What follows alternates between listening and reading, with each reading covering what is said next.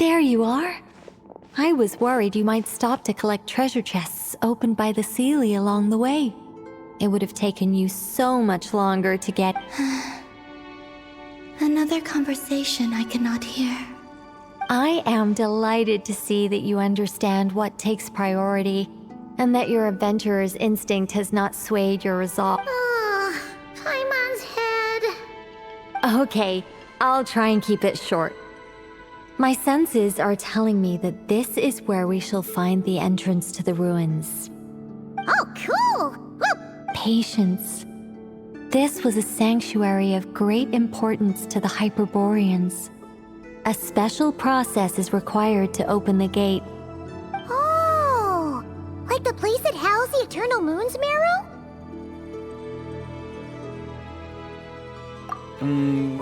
Okay, so what's the plan? Need us to do anything? And just the short version, if you can. All right then. I was planning to start with some background on the invention of these techniques. Are you sure you don't want to hear it? It's quite informative. Remember what you were saying about priorities? Fine.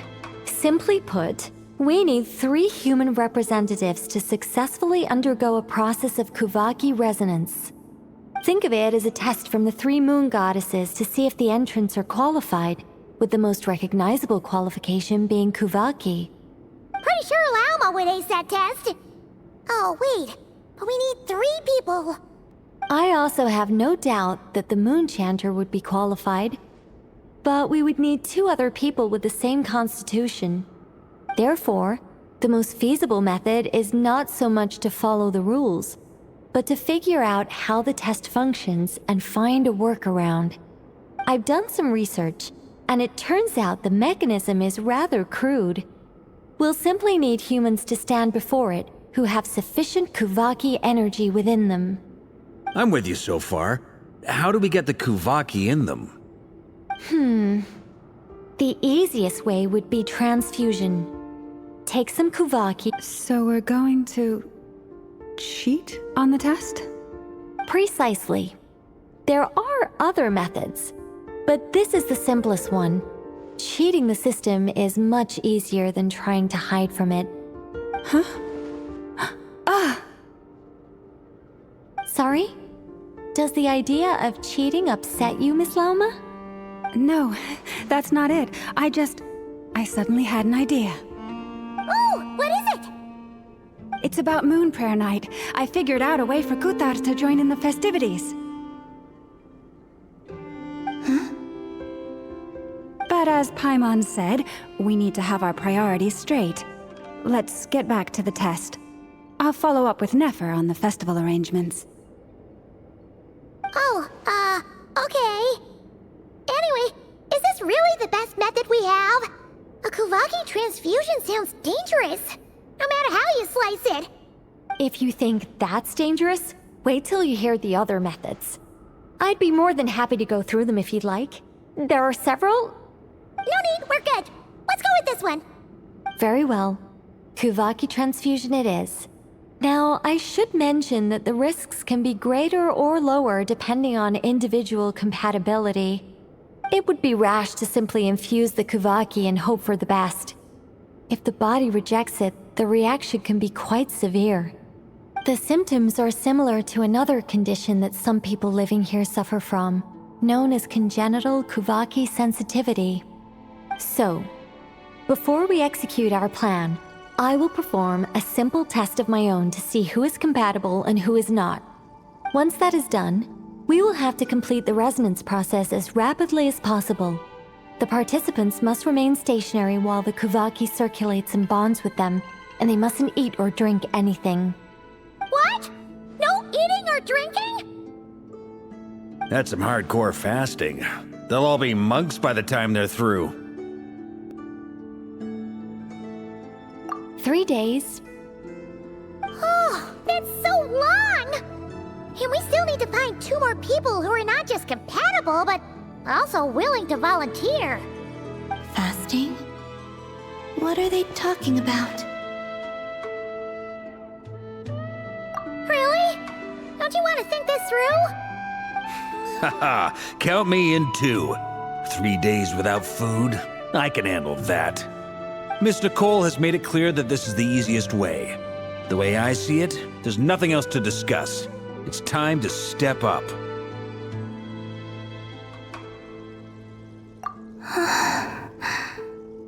Yeah, you're right. In that case, Paimon volunteers to be captain of logistics.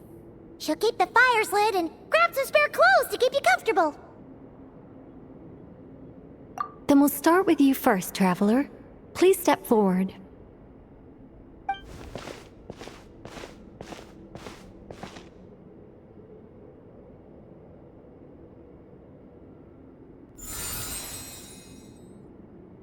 How's it going?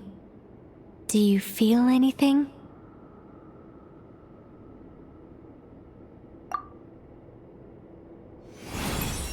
How about now?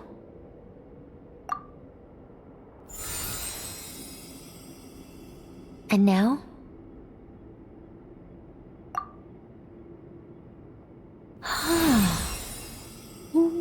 What about now? You guys, it's not a competition, you know. All right, I'm officially impressed. Even as a descender, you can withstand far more than I imagined. It's like I summoned a giant stone titan to arm wrestle you, and your arm hasn't even moved an inch. In my last attempt, I infused 5 times the amount of Kuvaki required. Yes, safe to say, compatibility won't be an issue for you. You're eligible to join. You're next, Mr. Varka. Sure, here goes nothing. All right, I'll start where we left off. 5 times the required Kuvaki dose. Whoa, whoa, whoa, hey, wait a minute. How's it going? No, not great. I kind of want to puke. Feels like I've been drinking too much. A few bottles of wine, then a big stein of Dark Horse, with some hard liquor from Liyue mixed in. You think this is funny? I just lost to a young lady in an arm wrestling contest. I'm never gonna live that down. My apologies. I'll lower the concentration and try again. Oh. How's it going now? I'm not as dizzy as last time, but I can still feel it pulsing around. In that case, you wouldn't be an ideal choice, Mr. Varka. Let's try someone else. Okay, let's go ask some of our other friends then.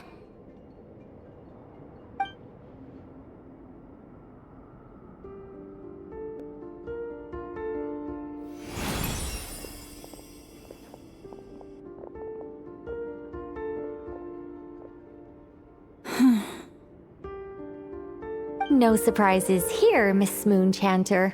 You're perfectly compatible. You may join.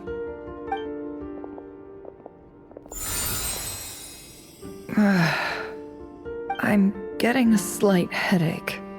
Shame. You were so close. Whoa, I'm itching all over. Allergic reaction. We can't have that. Huh? Well, are you gonna start a what? The Hexenzirkel is an organization that cares for and protects children. We will not have them do dangerous things. Not even tests.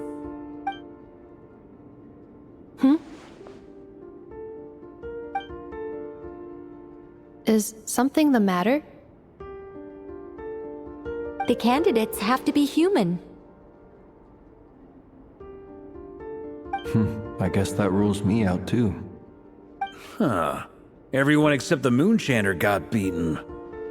Guess I don't need to feel so bad after all. I mean, looks like this isn't gonna be as easy as we thought. Perhaps I could ask for volunteers among the Frost Moon Scions.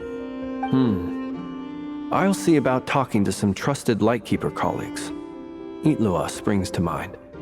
In fact, I think we had some former Frostmoon Scions join our ranks recently.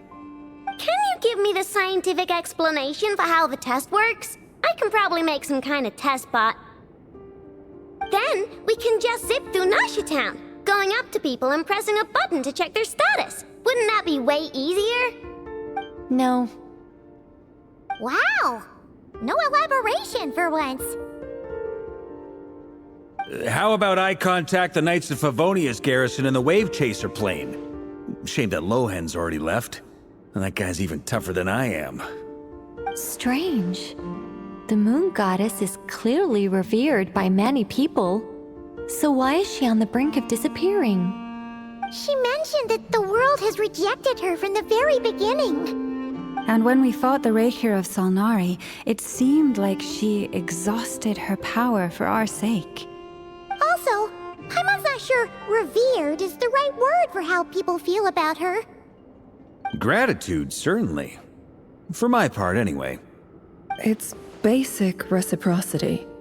She helped us, so she deserves our help in return. Yeah. Even though she looked like she didn't care, she still saved a ton of people, including me. A review of the relevant data leads me to conclude that Miss Columbina is a good person. Yep, you bet! They really think so? I'm super surprised that Columbina isn't her actual name, though. I think it really suits her. It's light and graceful and... yeah, just a really pretty name. I know, right? Unfortunately, that's not our decision to make. Columbina. That was the code name the Fatui gave me. But it also came up in the song I heard when I was born. But... is that really all there is to it? What do I truly think of my own name? Is there anyone left who will still call me by that name?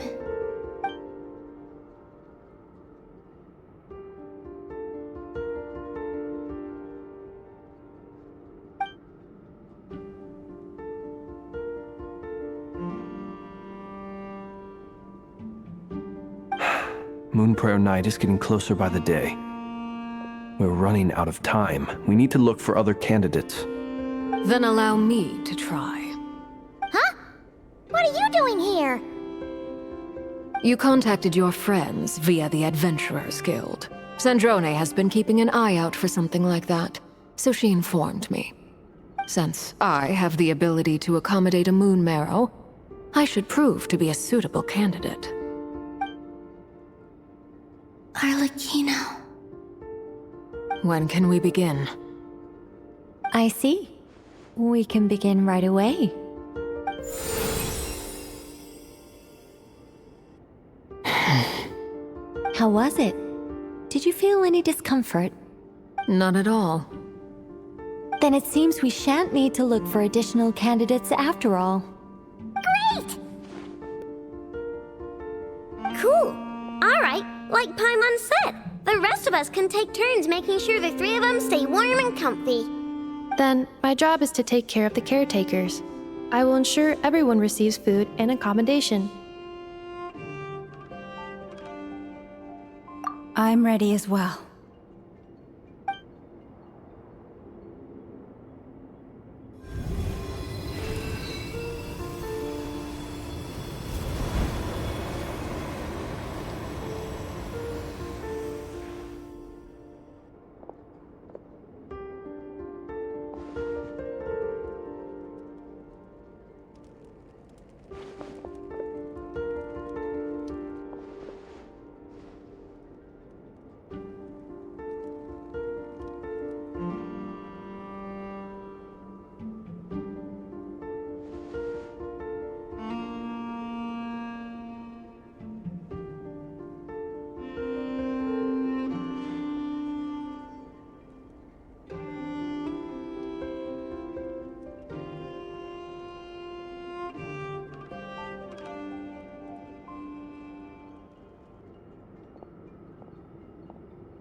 The work is done. The sacred scroll shut. The stars grow dim, the people silent. The white sun sets, the silver moon rises. O path to the temple, appear now before us.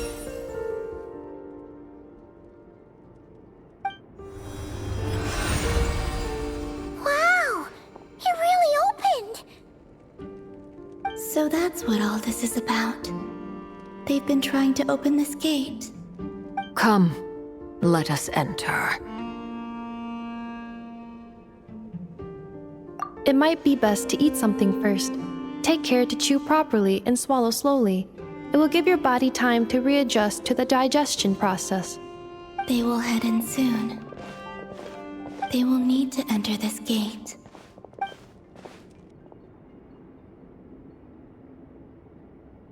Huh? I cannot pass through. Is it because I have no physical body? It has been 3 days. My strength is all but completely faded. Can I really hold on until Moon Prayer Night?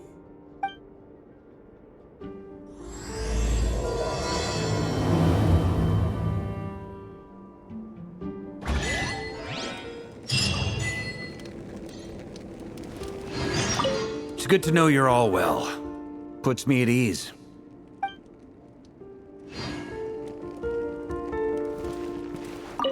I have confirmed that you are all in good health. With that, my work is now complete. Congratulations are in order.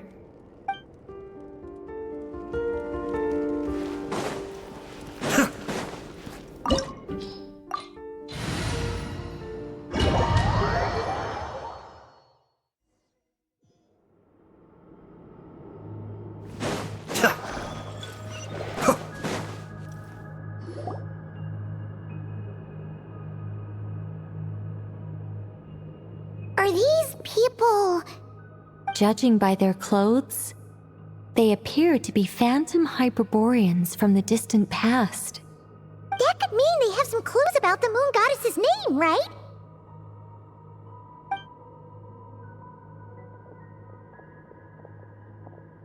Hey there! Could you tell us what the moon goddess's name is? Sorry. That's probably a weird question, huh? How do we explain this? The moons are long gone, and their goddesses are dead. Their names no longer mean anything. When a new moon goddess is born, we will surely know her name. We have used every last resource at our disposal. All that remains is to wait, patiently and quietly.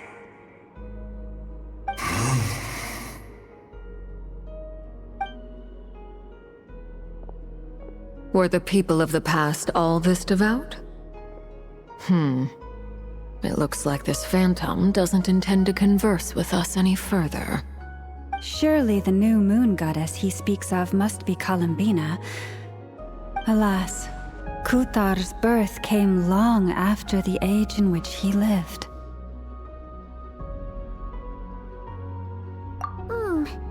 But, maybe if we find a phantom from a more recent age, they might know Columbina's real name. True. Keep an eye out. We should be able to tell which era they're from by the clothes they wear.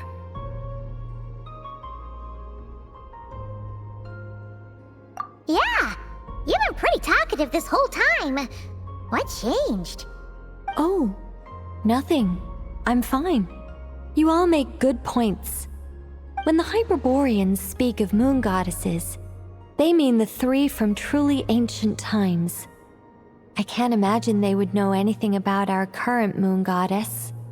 There once was a time when the moon goddesses blessed them greatly and protected them from harm.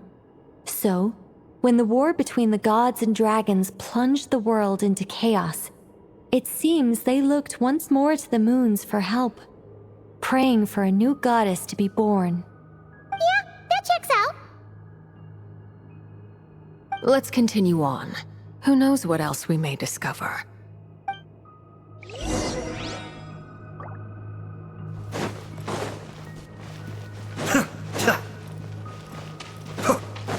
There's a door blocking this path! Not a problem. Try this.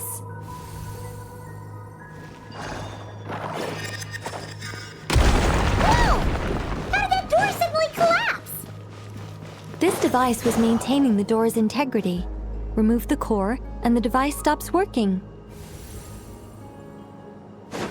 Is this our destination? Impressive. More precisely, this is a device that will help us reach our destination. Let's go. We still have a long distance to cover.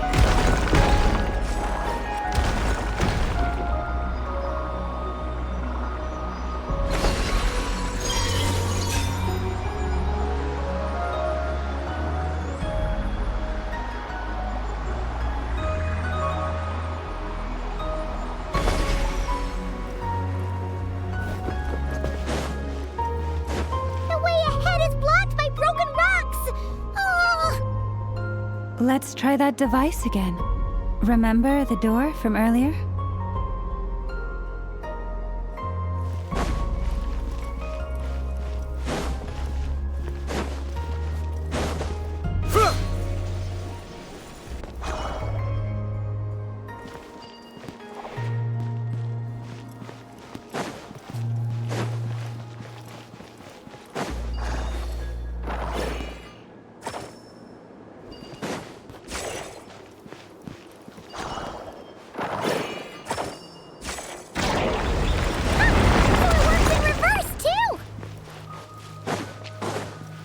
The humans we see are all phantoms, but the monsters are real. What a fascinating place. There'll be plenty of time to admire it later.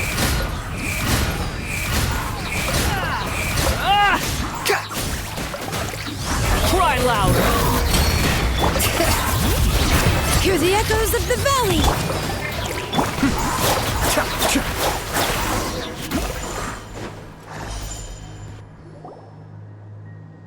Oh, there's a whole bunch of artwork in here. Seems pretty old. Nicole, this is probably your area of expertise. What do all these paintings mean? Let me see. To understand these murals requires some knowledge of the history surrounding the War of Funerary Flame. I shared a little of this with Lauma before. Yes, I think I follow. The dispute between the Moon Sisters, the transformation by Nibelung. Oh no, it's no trouble. I'd be delighted to share the tale again. Alright then. Tevat's 3 moons and their goddesses were brought into being by the will of Nibelung, the then ruler of Tevat. But when the heavenly principles came, they changed the world completely, down to its very foundations. The moon goddesses were nowhere near strong enough to challenge this entity. But the heavenly principles did not view them as heretical entities that had to be removed. Essentially, the 3 moons existed to keep this planet alive and operational, which did not directly conflict with the heavenly principles' aims. Nevertheless, the inherent precariousness of this arrangement would soon be revealed. Nibelung returned. Yes. He did, and thus began the War of Funerary Flame, a battle for dominance between Nibelung and the heavenly principles. Discord would soon emerge between the 3 Moon Sisters. One would voice the opinion that they should follow Nibelung, for it was he who first hung the moons in the sky. Another would argue that taking sides in the conflict would only bring the world closer to ruin. There was no telling where it would lead, especially since their creator had returned, bearing the perilous power of the Abyss. Nibelung would eventually discover their disloyalty. He had all three imprisoned before transforming the moons into weapons with which to fight against the heavenly principles. What? Weapons? Yes. The very moons that had once defended the planet became instruments of death and destruction, striking terror into the hearts of all living things. And although the heavenly principles and the three moon sisters had once been at peace, it now seemed that the moons posed an unacceptable threat to Teyvat. It is possible that the heavenly principles did not know of the goddess's imprisonment. If so, the weaponization of the moons would surely have been viewed as an intentional breach of the peace agreement. Regardless of who knew what, when, the heavenly principles shattered two moons and flung the other beyond the skies. Whether the goddesses managed to escape Nibelung's captivity after his fall, nobody knows. But this much is certain. From that day on, the moons no longer belonged to Teyvat. The rejections slowly drained their power until eventually they passed away. So that's the full story. You say the moons ceased belonging to Teyvat from then on. Why then would Columbina be born here? That is perhaps due to the lingering connection between the Frost Moon, which was not shattered, and this world. You could see it as the three sisters' dying wish. They never desired war. All they ever wished for was to protect this land. I see. If the final fate of the three goddesses is as you say, then Columbina faces the same grave danger. Our investigation has yet to bear fruit. We must hurry. Yeah, you're right. Let's keep going.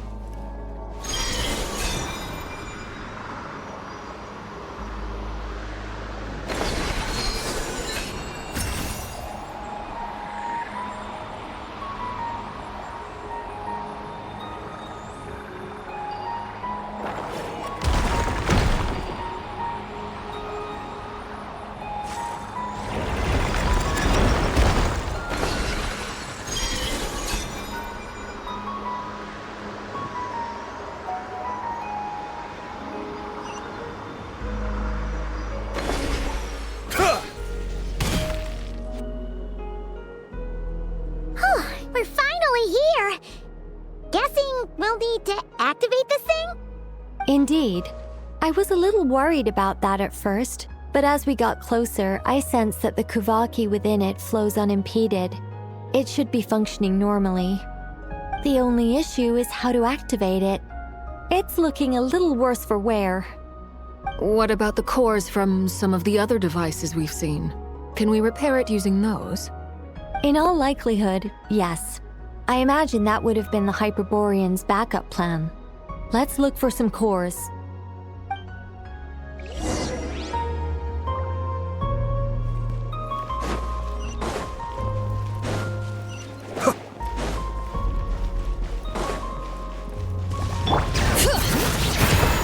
Strike a pop! Cascade!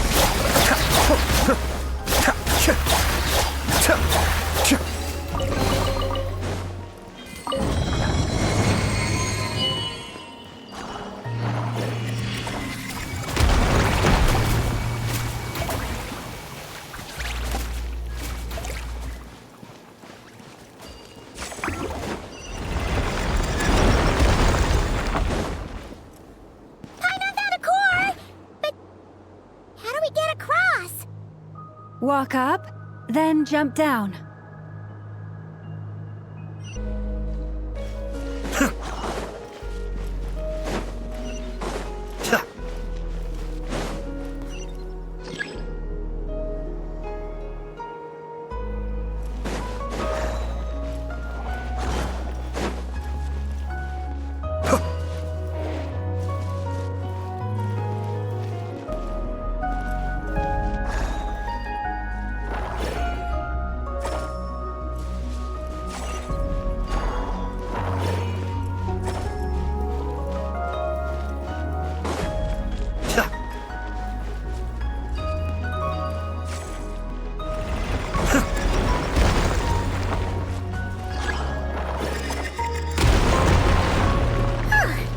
Enough cores. Let's head back.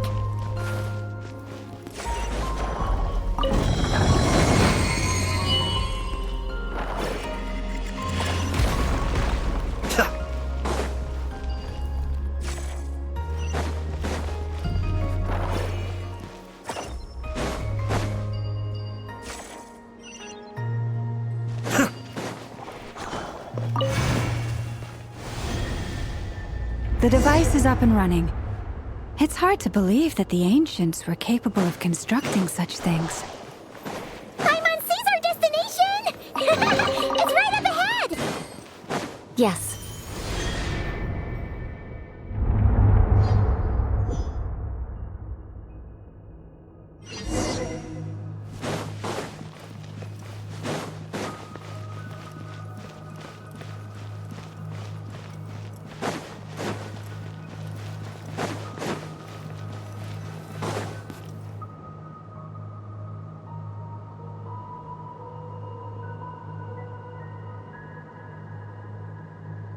This is where the people of Hyperborea communicated with the moons.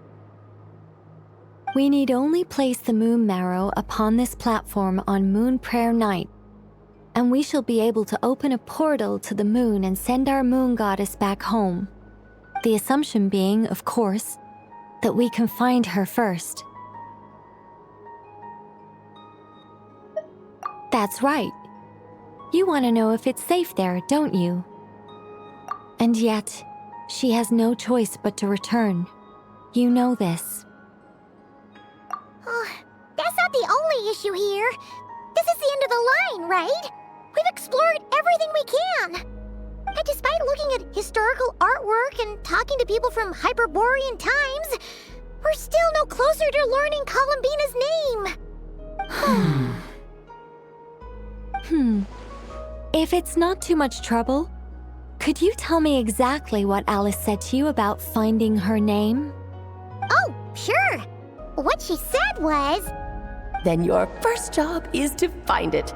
As a moon goddess, I'm sure she must have a name she identifies with. Neither Columbina nor Kutar is her true name, and she's never really accepted either of them. Is it not also possible that she has never had a true name?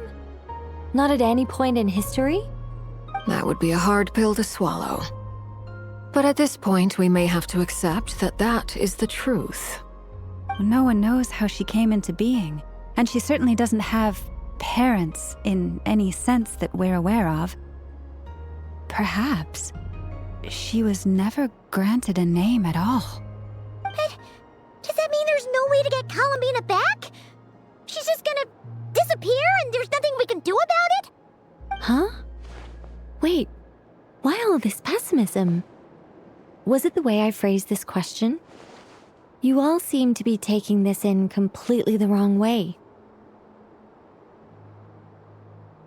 Well, just because she's never had a real name in the past doesn't mean she can't have one now. What? Think about what Alice said again. She never once said that you'd have to find a new name, did she?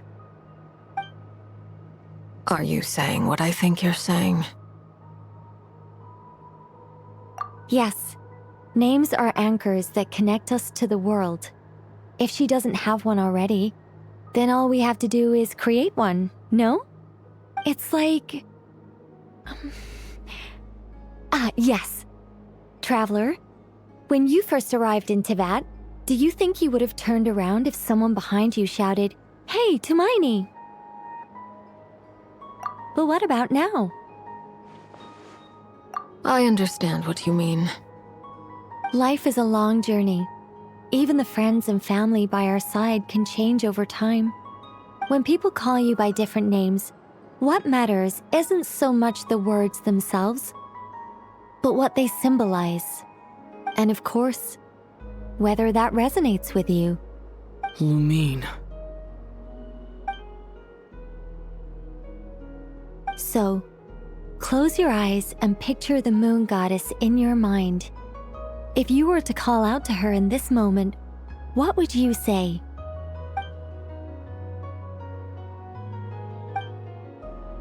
Columbina. Columbina. Paimon would call her Columbina too. She has long forsaken everything that Kutar represents. I think from now on I should call her Columbina too. Well, it sounds to me like you found your answer. Are you sure? Is it really that simple?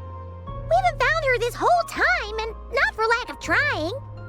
For a journey like this, the process is every bit as important as the outcome. Had you not searched far and wide, rejecting every other answer you were offered?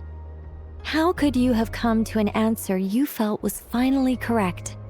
Oh, it all makes sense now.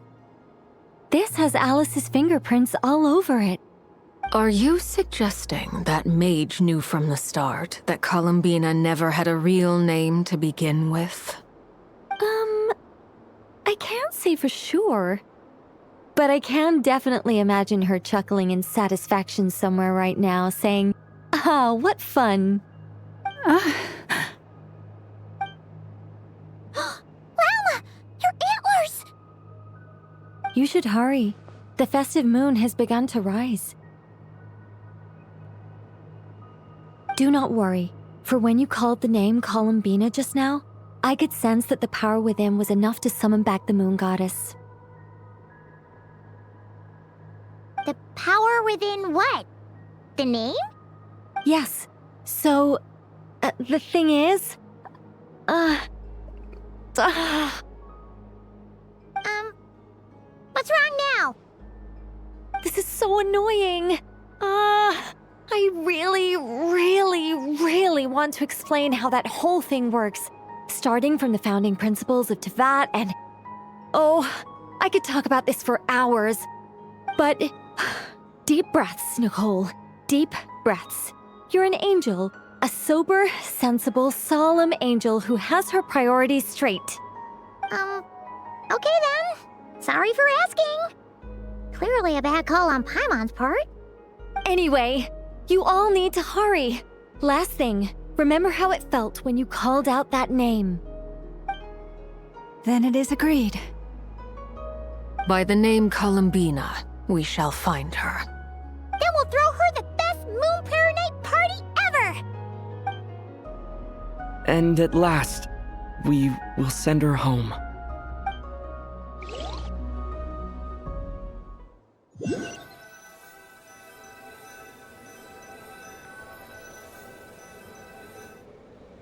I can barely move anymore. My consciousness is fading away.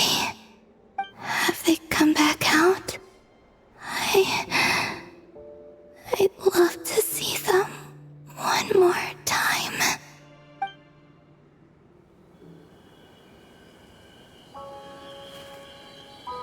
They didn't make it.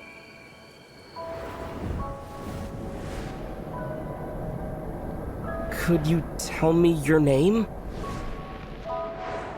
My name is... Columbina!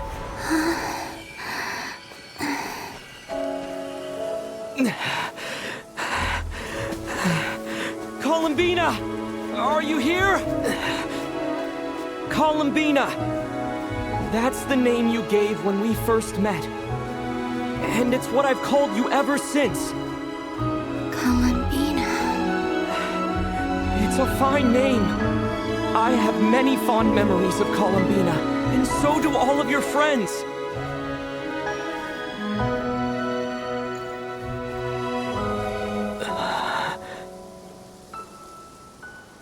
If you like this name...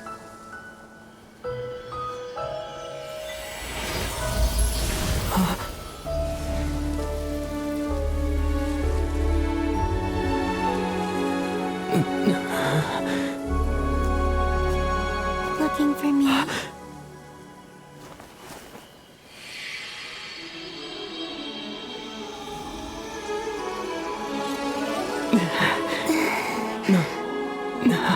I like it. You can carry on using it. My name is Columbina Hyposelenia.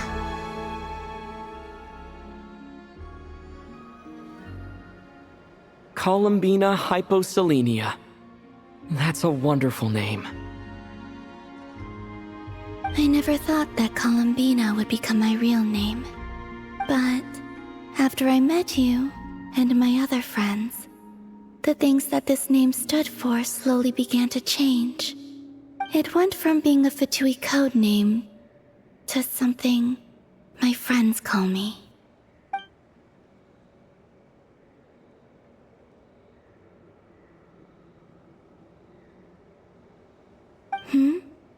What is it? Why aren't you saying anything? I'm just so happy for you. Thank you. So, where's everyone else? We can go and meet them very soon. Everyone went to different places to try calling your name. Great. I'd like to thank them as well. Everyone's done so much for me. Searching for my name, entering those ancient ruins. Huh? Wait, so you were... Yes, I was there. Not physically, but my consciousness was still holding on. I followed you the whole way. Starting from when? You turned around and called out my name while you were in Nasha Town. Do you remember?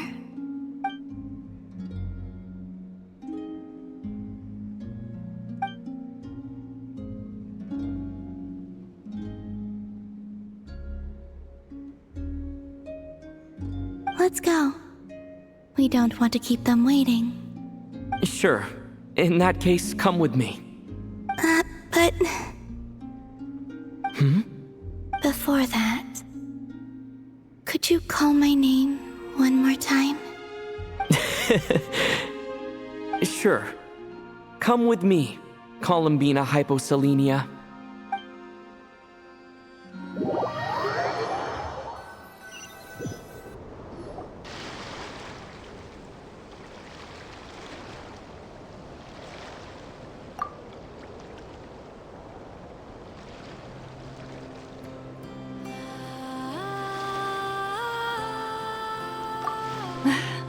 Columbina! Oh, this truly is wonderful.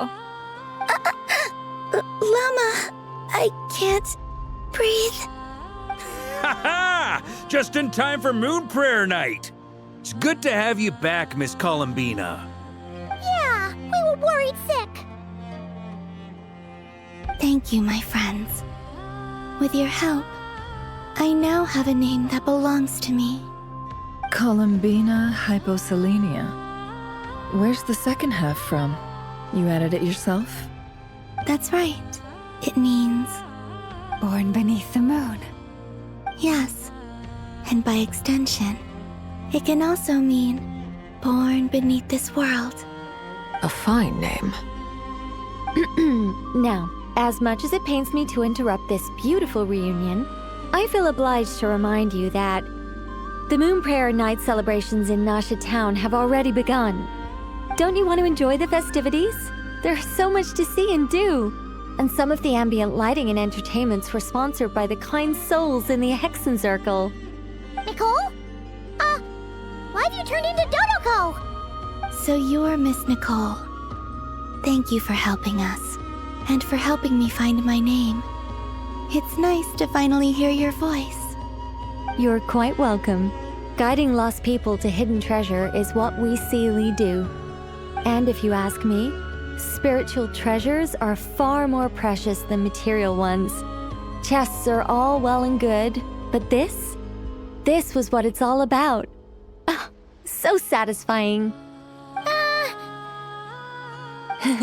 Anyway, I had to go help Alice. It seems like she ran into some trouble. That's why I couldn't be here in person.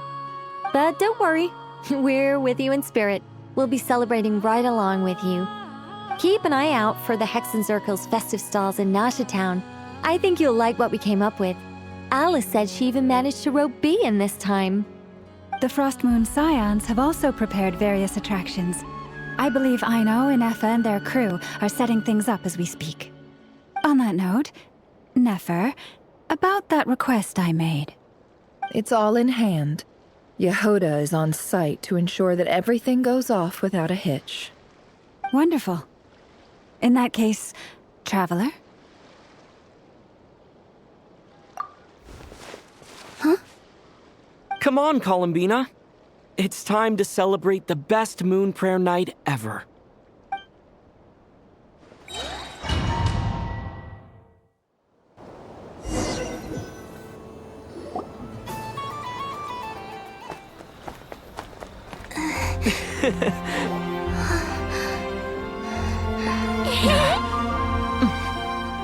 Hey, young lady. Would you like some Moon Prayer Night candy? Happy Moon Prayer Night. Oh, yeah. I almost forgot to say. Welcome home, Moon Goddess.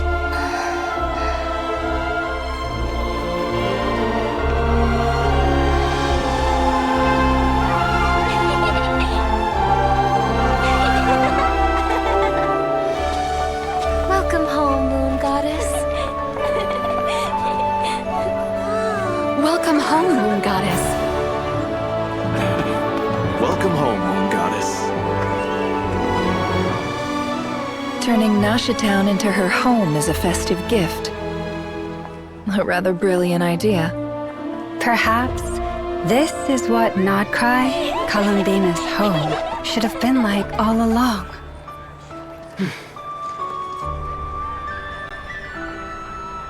Thank you for the gift. I like it a lot.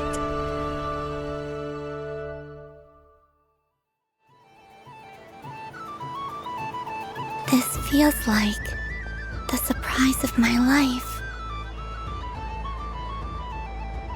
I do. I never imagined I'd ever get to enjoy Moon Prayer Night with everyone so freely. If you're happy, we're happy. Quite a strategy you came up with. Hide the tree in the forest. It's not your usual style, Lauma. Is there something about Moon Prayer Night that enhances what's in your head as well as the antlers on top? Apparently so. It even inspired a perennial penny pincher to use their resources for a greater cause. It truly is a magical festival.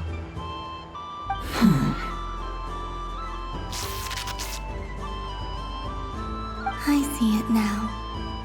This bickering is actually a sign of a strong relationship. Huh?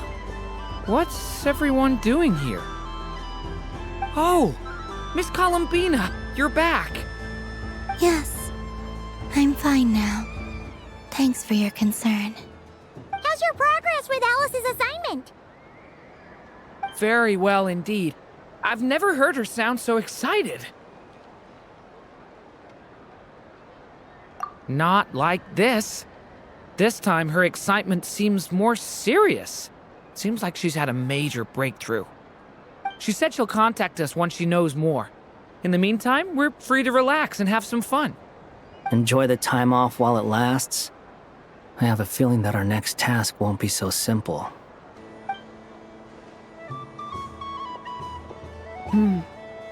I should go. I still have a few things to attend to at the Frost Moon Scion stall. And I think I'll take a look around. With any luck, this once-in-a-year festival will come with once-in-a-year opportunities. Hold up a second. Where's Varka? I believe he made a beeline for the flagship the moment he entered Nasha Town. Ah, that's Mondstadters for you. They know what they want when festivals roll around. Goodbye for now, Columbina. I hope you have a wonderful night. I will.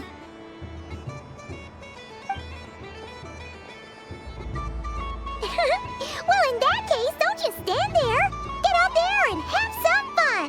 You'll definitely get a warm welcome at every stall. Oh, also, take this map with you. It's a guide to the festival.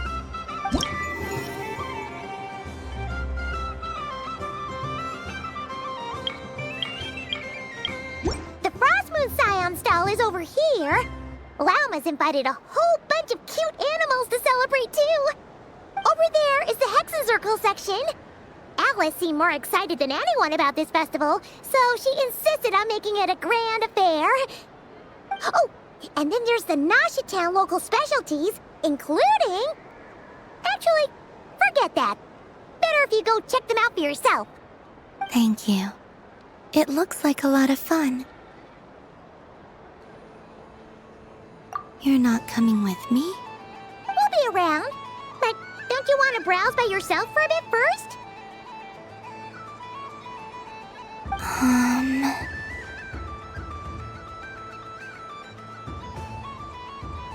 Yep. If you find something you like and want to try it out together, just give us a shout. We'll be right with you. Otherwise, just relax and enjoy yourself. There's so much on offer, so try to experience as much as you can. And don't forget to stuff yourself with all the delicious festival food.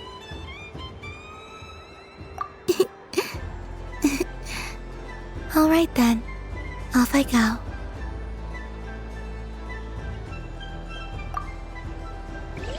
Where should I go first?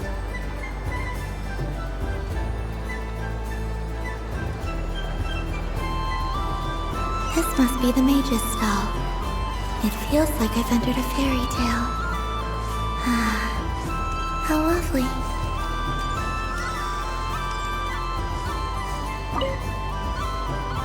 A soft and furry creature that bounces and jumps. Welcome home, Moon Goddess. This one talks too. Allow me to introduce myself. I am a Dodico from a distant archipelago, the most mischievous of all my Dodo brothers and Dodo sisters. When the going got tough, I powered through, and when I met obstacles, I boomed them away. That sounds like a lot of fun. Doesn't it just? Oh, but then the trouble started. Recently, I found a lovely beach, the same beautiful jelly color as my hometown, and so I dove in to have a look. Only to find it overgrown with seagrass and nasty little spiky fish everywhere, looking to turn me into a Dodico kebab. I made it back to shore by the skin of my teeth, but my tail was sorely hurt. Couldn't you just boom them away? Oh, I wanted to, believe me. But I've heard that you, Moon Goddess, can understand animal speech. The last thing I wanted was to cause a gigantic fuss and get taken to court by a school of spiky fish. I'd be driven out of these waters for good, and my winter holiday would be ruined. And so, dear Moon Goddess, I was wondering if you might lend me your allegiance. Are you roping me into a crime? A once-in-a-lifetime, carefree adventure. Does that sound better? All the festival goers tonight are dressed up as the Moon Goddess. But there's nothing to say that the Moon Goddess can't disguise herself as a Dodoko, is there? Besides, this is your home. You should be free to be whoever you wish. I'm afraid I'm not well acquainted with Dodokos, Madam Mage. Oh, that's quite all right. We Dodokos are innocent, happy creatures with a free-spirited nature. Many, like myself, are mischievous troublemakers. Others are lazy souls who like nothing better than to lie down on a nice rock and take a nap. In our eyes, every creature who yearns for happiness and freedom is a Dodoko. But perhaps in yours, we Dodoko are a fluffier and more mischievous breed of Kuhenki. Yes, that is a much easier image to follow. Oh, wonderful! Then let's play! Grab onto my tail and follow me into the sea! Time to settle some scores with the bad guys!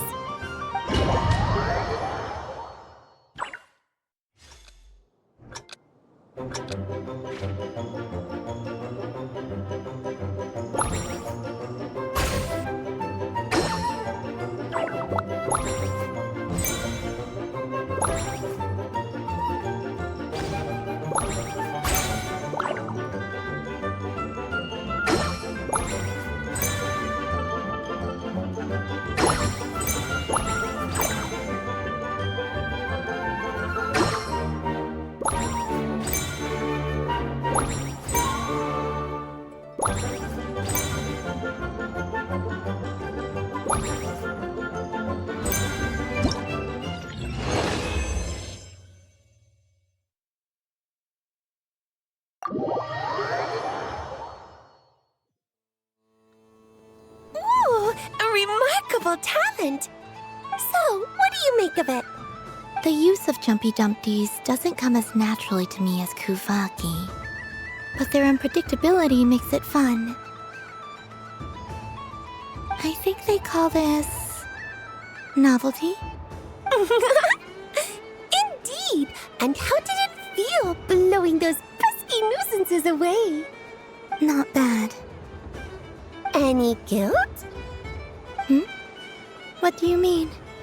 Oh, wonderful! Lovely answers to all 3 questions. You've passed the safety test. Now I can give this special bomb to you as a souvenir. Remember, if you find any meanies living on the moon, you can use this to boom them into oblivion. I will.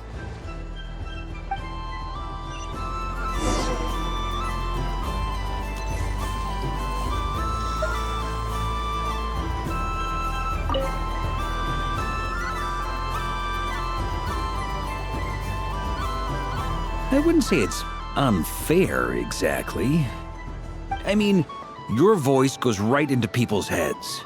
How would you explain that to the kids? You can't just explain it away as magic.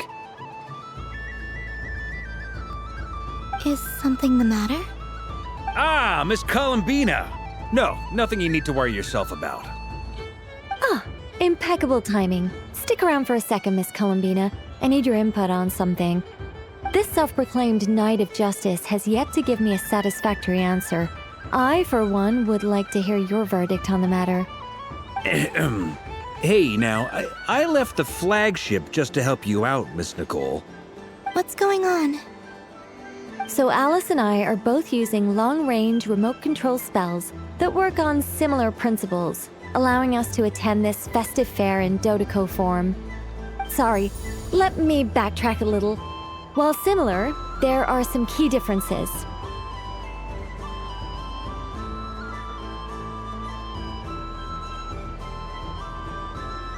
Alice, being a great mage, wanted her Dodoko to reflect something of her own charm and mystique. So she adjusted the way its tail moves when it spins around. An entirely gratuitous move, in my opinion. I hardly see how anyone is going to notice that. If anything, I'd say that anyone who stares intently enough at a Dodoko's tail to notice such a small detail is someone we ought to be highly concerned about. I only say this to emphasize that my question has nothing to do with tails.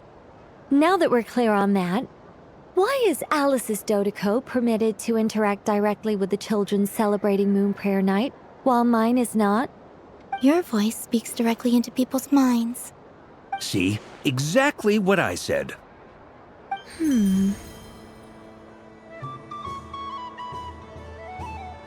Miss Nicole? I can't stand it. I know that probably makes me sound like a whiny child acting out in front of their parents. And it's a little embarrassing now that I think about it. But hey, I said it now, I can't take it back. That would be even more embarrassing. Also, don't go reading too much into that analogy. It was off the top of my head. I'm actually an awful lot older than either of you. Miss Nicole, are you saying that you'd like someone to play the game you've prepared? I'm not so invested in that. It's just something cobbled together using items I borrowed from Alice. She probably didn't even make them herself. The point is, I want to know everyone's thoughts after they receive their prizes. But as you've said, I can't just ask. I've been biting my lip for so long, and I've had no one to vent my frustrations on. I thought this was going to be a nice, straightforward festival where I'd get the chance to guide people to treasure. Well, can I play? I can't guarantee that I'll win a prize, but... You will? I'd like to try. Then what are we waiting for? Let the game begin! It's like they forgot I was ever here. Ha!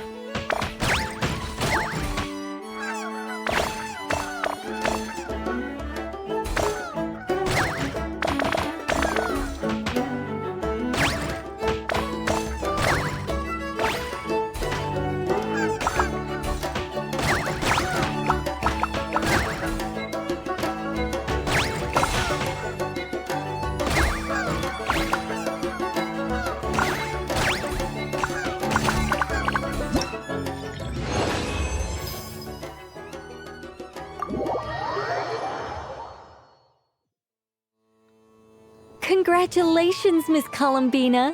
With your great wisdom, you have overcome every obstacle in your path and conquered the great challenge posed to you by fate. Fate? Well, something to that effect. If you'd prefer something more poetic, it could be the icy winds or the dawn. Anything you like, really. You could even go with the challenge posed to you by Dodiko, if that's what you're into. Anyway, you can take or leave my suggestions. Moving on. All my hopes are now resting on this. Can I open it now? Stop teasing me. Please, I'm begging you. No more talk. Just open it. Wow. What a lovely sculpture. Classic and cute at the same time. Thank you, Miss Nicole. I'll always treasure it. Ah, there we go. Music to my ears. You have my sincerest gratitude, Miss Columbina. Thank you for sharing your precious time with me and fulfilling my wish. Don't mention it. You've all done much to help me. And still, I'm the one receiving all these gifts. I don't suppose you'd like to play again, by any chance? Don't get me wrong, once is plenty. You're under no obligation to indulge me any further. And besides, I don't have any other prizes for you. Alright then. Happy Moon Prayer Night.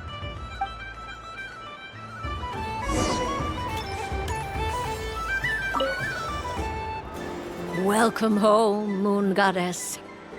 Oh, you're the genuine article. Alice was right. This Moon Prayer Night was worth watching after all. Another one that talks.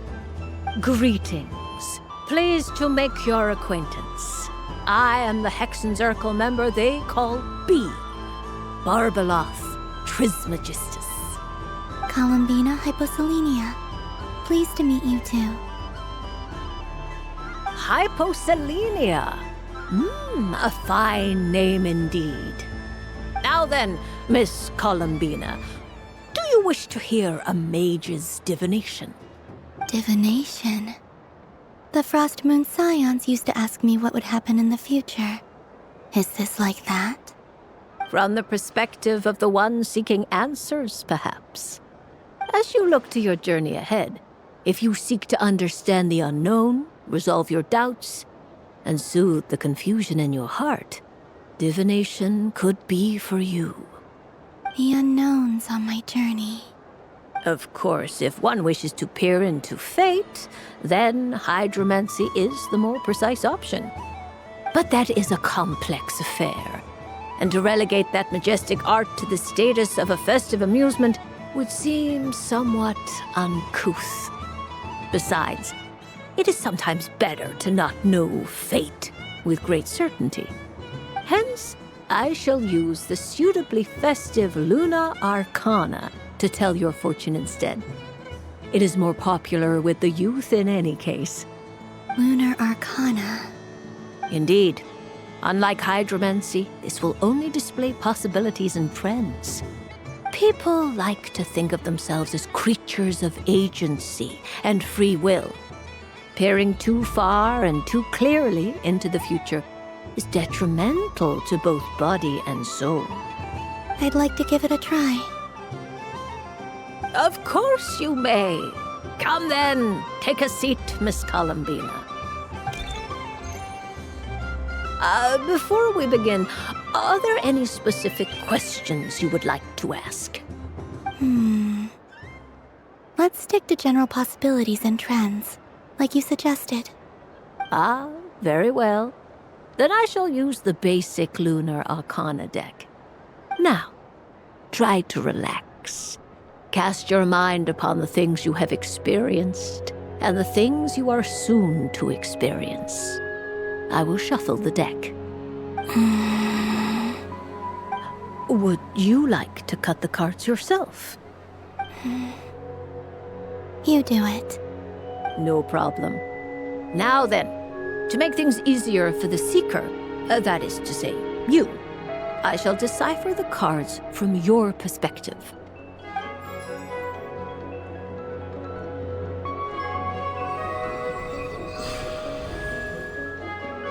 Please, draw the first Lunar Arcana.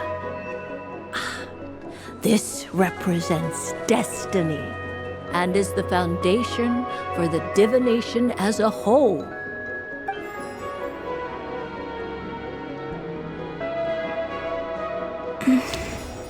Now, draw your second card.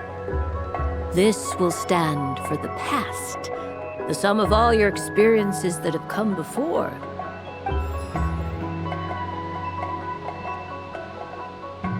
And now the third Arcana. This is the present, your interpretation of the current moment.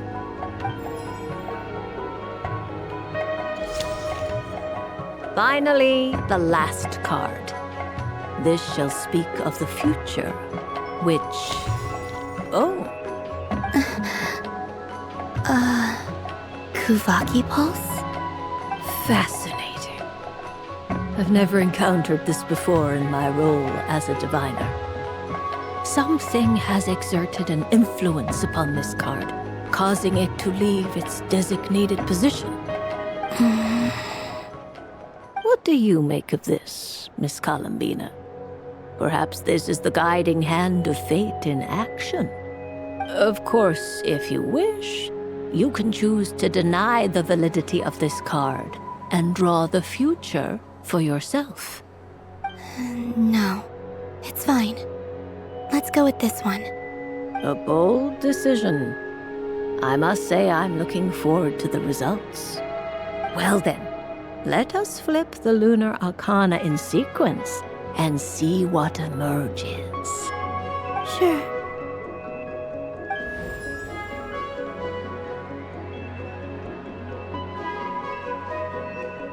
First, Destiny. No surprises here. The card that represents yours is the moon. The moon. Indeed. The moon can represent the truth at some times, but deception at others. False peace, destructive calamity, and the world-changing power that lies within. When the moon is placed on the destiny tile, it indicates that your destiny is not what it may appear on the surface. Instead, it may yet have a hidden side. It symbolizes a journey through the fog, fraught with uncertainty and deception, where one must face inner challenges head-on. I don't understand. Patience, my dear. This is but the first card, which serves as a basis for the interpretations that follow. Our divination will only grow clearer from here on out. Now then, flip the second card, the one that speaks for the past.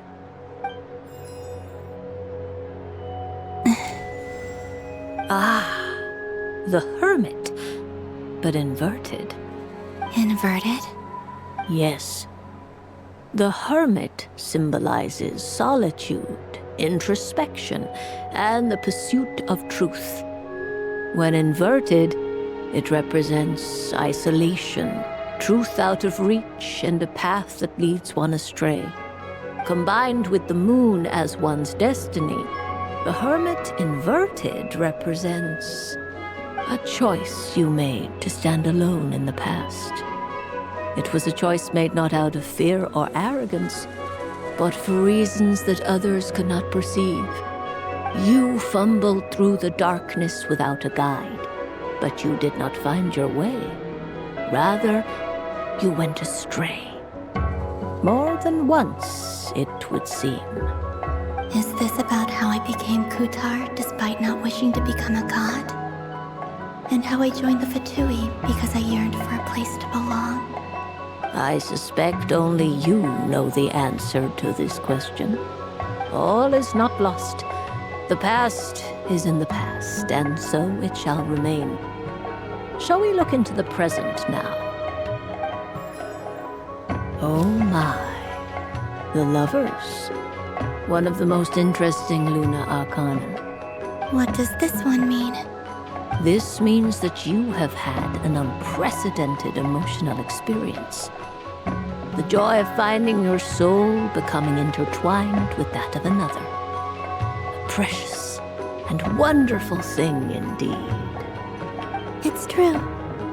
I've made a lot of friends recently, and they are very good to me. I like them a lot. That sounds lovely. I am most delighted for you. The Lovers can also represent important decisions, perhaps related to a parting of ways. Now, if I were to guess... Yes. My return to the moon. I understand. Parting with friends is never easy, Columbina. But rest assured, this is not the end of your journey. There is always another story waiting to be told. The future always lies ahead. The future. Well now, it's finally time to flip this most mysterious of cards. Why did it appear? And what does it wish to tell you? I'm ready. Very well. Flip this card and see what lies on the other side. Oh. Miss Barbeloth? What is it? This card is death. That doesn't sound very good. It depends on how we interpret it. It is true that it can represent an agonizing death, a complete and utter end, but at the same time, it can also represent rebirth. Do not forget that your destiny card is the moon. That lends your future many different potential meanings. If death spells the end, is it unavoidable?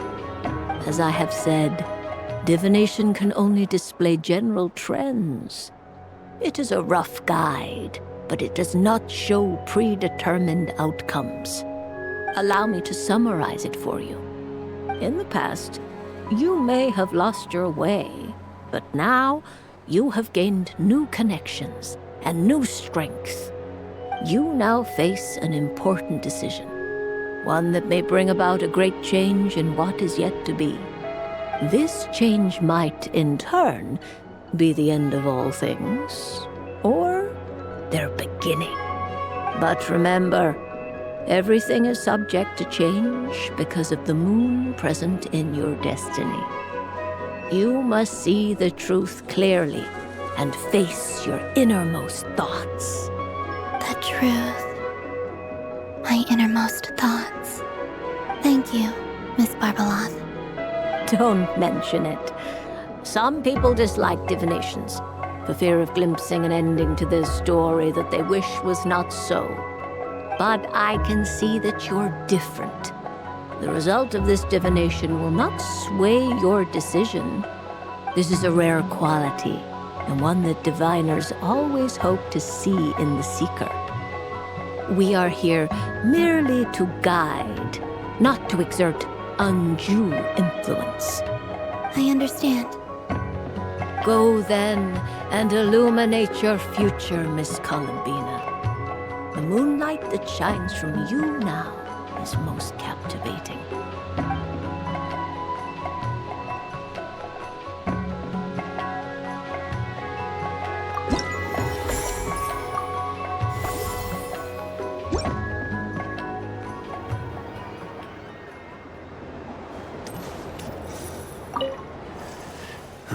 It'd be rude to just leave without saying anything. But at the same time, I don't want to barge into their lively conversation just to announce that I'm leaving. I guess I'll just wait a little longer. Huh? Albedo? This sketch is for you, Grandmaster. Oh, a gift for me. Thanks. Let's see what you've done for me. The North Wind left in a lurch.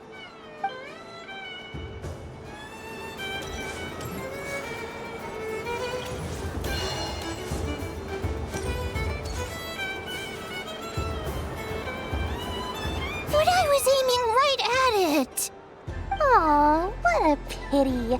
I saw it with my own eyes. You were so close. So very close. That's not true. It dodged out of the way right as I was about to snag it. I'm sorry? You heard me. This paper frog can move. I swear. Dear, oh dear, what are you saying? How could a paper frog move? Unless you believe there really is magic in this world. But even if I, the mere humble merchant that I am, knew such magic, surely I would not use it on a paper frog. I'd sooner give Mora legs, so it could walk right into my purse. My dear customer, why not have one more try? This time I'll give you 12% off, a very generous discount for one of my most regular customers. Just think about how much experience you have under your belt now. You're sure to win the next one. Darn, I used up all my coins. I'll be right back. Just gonna fetch some more from my house. Take your time, but don't take too long. This event is Moon Prayer Night only. Miss it, and you'll have to wait a whole year before I'm back. Next customer, please. Welcome.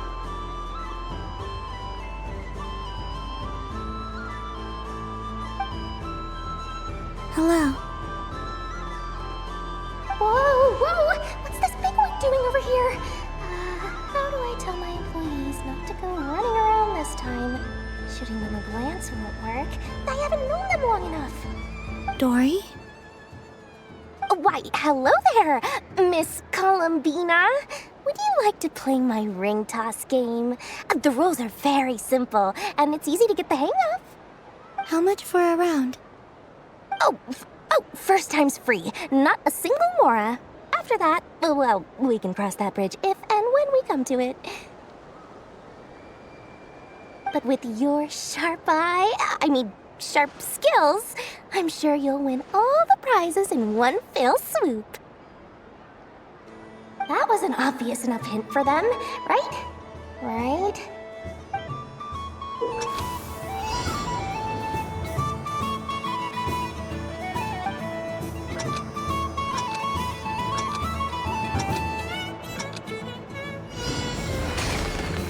Here comes the ring! Oh, peanuts.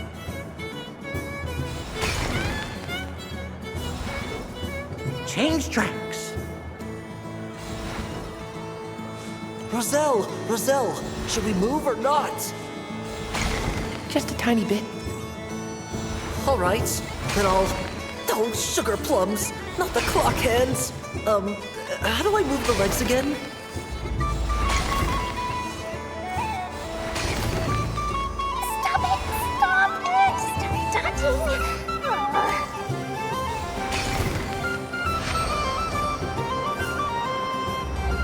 Let's see now. Let's see. Wow, very good. That's the highest score we've had all night. And here's your prize. Now, how about another round? As for the cost... Happy Moon Prayer Night, Miss Columbina. Happy Moon Prayer Night, Durin and Hat Guy. Are you here to play the game? Yes.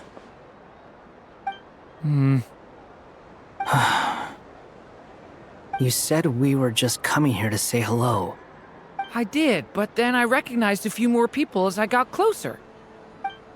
Do my eyes deceive me? Is that... It's our little dragon! He's all grown up! Someone's popular.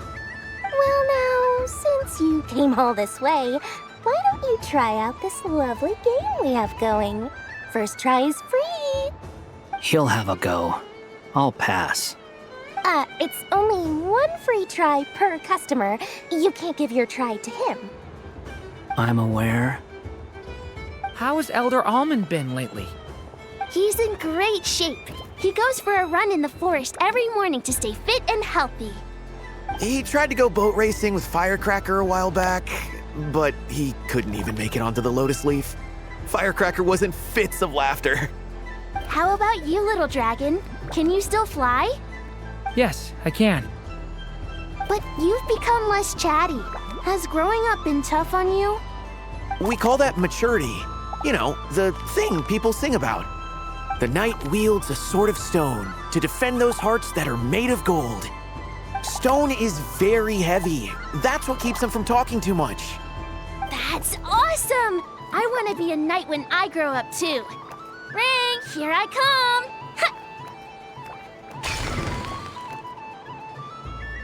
Oh, the hat-wearing man. I never thought I'd see you again. You seem more determined than when I saw you last on the train. If you say so. Oh, I do say so. The people you once helped see it clearly. It's because you are once again on the right track. May the engine in our hearts propel us to the station of our dreams. I can move! I can move now, Roselle! What are you doing, running into the rings like that? You got them all so quickly! I've never seen anything like this in all my travels! Is this guy actually an old friend of theirs? But how? They're origami animals and clockwork people from a fairy tale. Getting to know them would be quite an arduous task, unless they share a hometown? I have to get to the bottom of this. Next time I see the Great Mage Alice, I shall demand answers. Thank you, Dory. I had a lot of fun. Now for your prize. Where did I put it? Give me a moment to dig it out. Oh, sweet grand prize. How I wish I didn't have to let you go. Good thing I've already turned a profit from the customers earlier in the night. Otherwise, I'd have wasted all my hard work. Okay, I'm back. What? I leave for 2 seconds and someone's already claimed the grand prize? Oh, well, these things happen, you know? Perhaps you'd be interested in one of the other prizes instead. We've got all kinds of wonderful goodies here. Is this the thing you wanted? Here, you can have it. Huh? But... Don't worry about it. It will be happier with you. Oh, thanks so much, Miss. Moon Goddess. Oh, goodness gracious, Columbina. Give me strength. How am I supposed to make any more money from this child at this rate? Daddy, look! That's the game I was telling you about! Forget it. She is the Moon Goddess after all. I'll think of some other way to swing this. Maybe I can try to hook this new kid. Huh? Oh, someone already won the grand prize. You can take mine if you want. What? Why? Why are all these bleeding hearts coming here to ruin my business? Happy Moon Prayer Night, everyone. Happy Moon Prayer Night.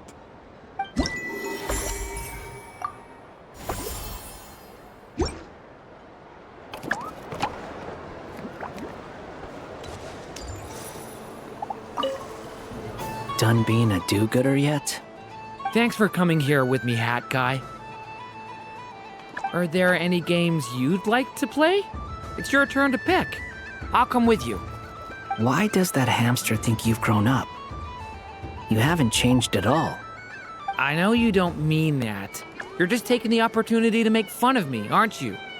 Even if you won't admit that taking some time to compose yourself is important, I can see that you're doing it in practice. Otherwise, you'd have taken off your hat and flown away by now. Looks like Albedo's socialization program has been far more useful to you than all those Vahumana textbooks.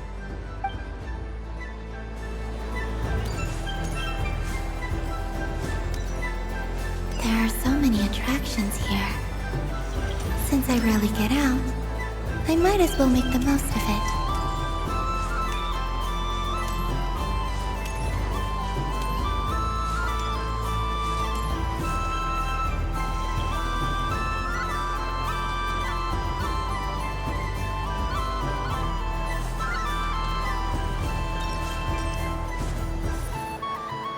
Moon Prayer Candy! Beautiful, tasty Moon Prayer Candy!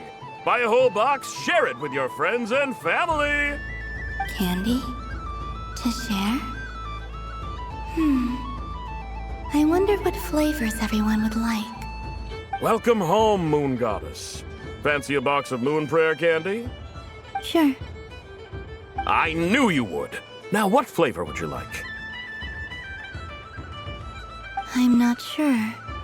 What flavors do you have? Is this for yourself or as a gift? A gift for my friends. Ah, I see. In that case, I'd recommend apple, Lockaberry, or Midsummerberry. Those are the most popular. Do you have Nocturnal Blossom flavor? Huh. I've seen couples give those as gifts before, but I did not know they were edible.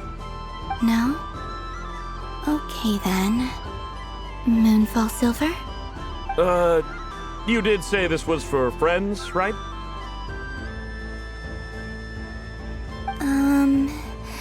Maybe Smetana then. Hey, now that's a creative idea! I've never tried it before, but if you're happy to wait, I can see about whipping up a batch on the spot. While we're at it, you got any other ideas?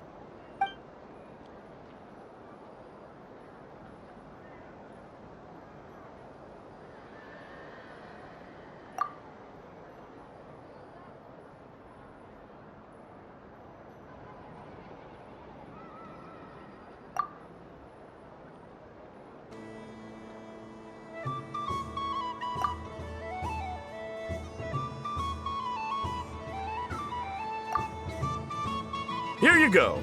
Every flavor you asked for is in there.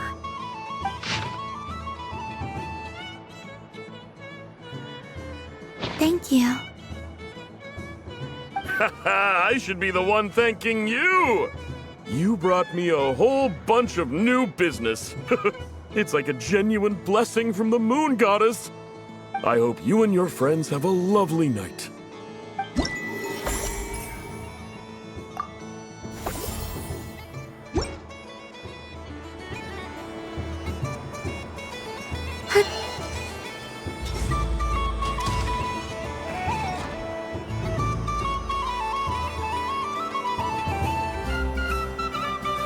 This doesn't make any sense! How am I losing every single time?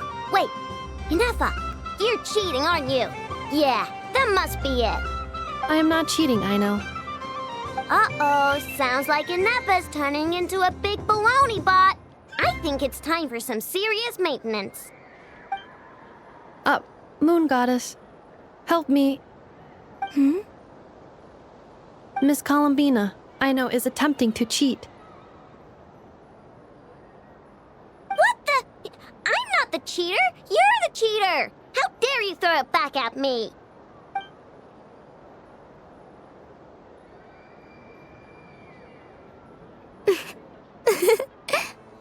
Alright, fine. Let's all laugh at Aino. Just you wait till I get home, because I'm gonna make a game bot that can win 100% of the time.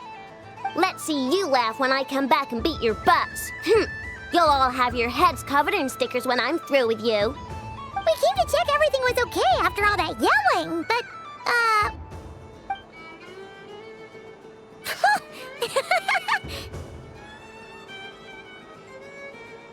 Whatever it is, it sounds like cheating is allowed.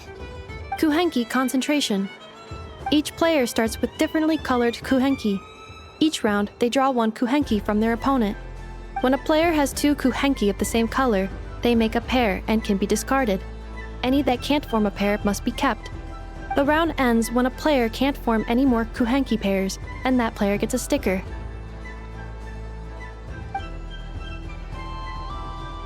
ooh, can 4 people play as well? That is fine, so long as the turn order is fixed beforehand. Alrighty then. In that case, the 2 of us will join as one team. Okay, but if you lose, you're both getting stickered. I don't want to hear any excuses. Sure. And if we win? If you win, only one of you gets to sticker someone else. I have taken to calling this. I know logic. Hey, lay off me, all right? Okay, so we're starting the game from scratch again, which means all my stickers so far don't count. Looks like Luonatar is the Kuhenki of honor for this game. Anyway, let's go clockwise, starting from Inefa.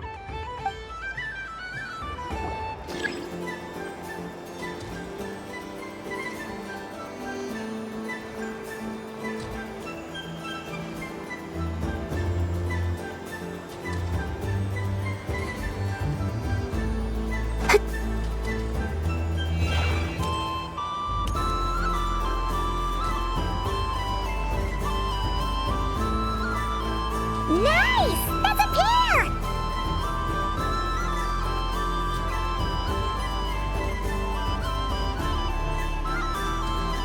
Go, go, fly!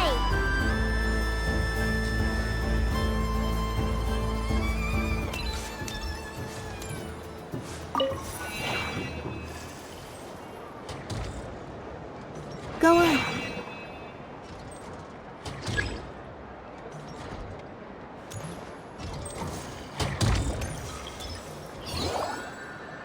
I have a pair.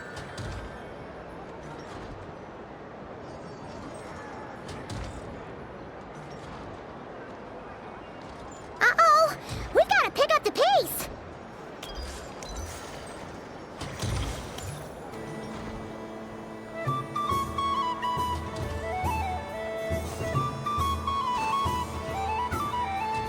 Phew, that was too close. I thought I was gonna lose.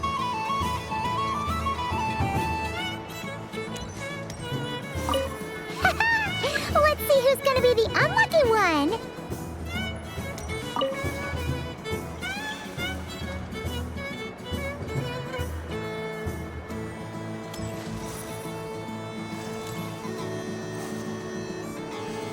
Good luck, everyone.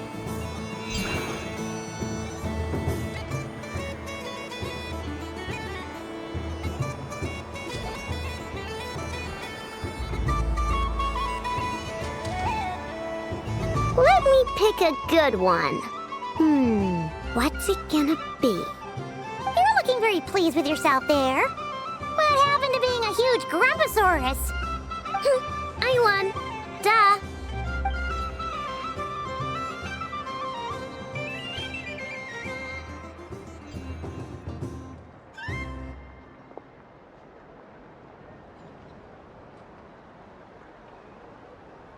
Oh, me again? Don't fidget too much, Ino, or the sticker's going to fall off.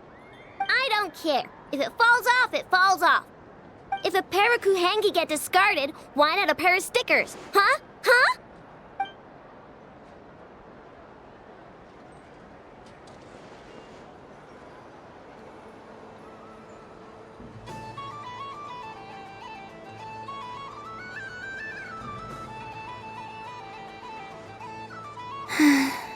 I've lost.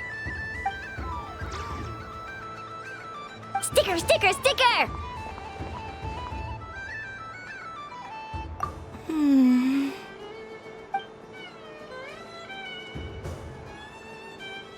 Cute! You think so? Shame. I can't see it for myself.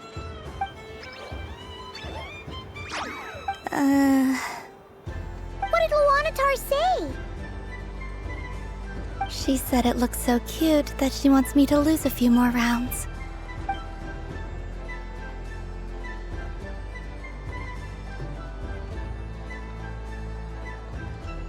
Who put these stickers on Paimon's eyebrows?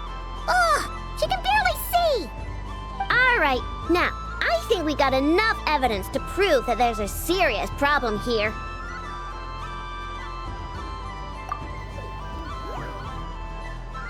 Yes, I agree as well. The culprit is... Inefa! Culprit? What did I do? Quit acting dumb, Inefa! You're not wriggling your way out of this one. I've been watching you. Not only did you remember whose side Luanatar started at, but every time someone drew a Kuhenki, you were logging it and calculating every last possibility. Which Kuhenki pairs were gone, who had what color Kuhenki in their hand, even our facial expressions. You were keeping track of it the entire time. Exactly! What Ino said! Putting aside the fact that running calculations is not against the game rules, do you have any evidence to support your allegations? But that's not against the rules either. So she admits it. She certainly does. Alright, everyone grab a sticker. It's time to get Inefa back. But... Take that!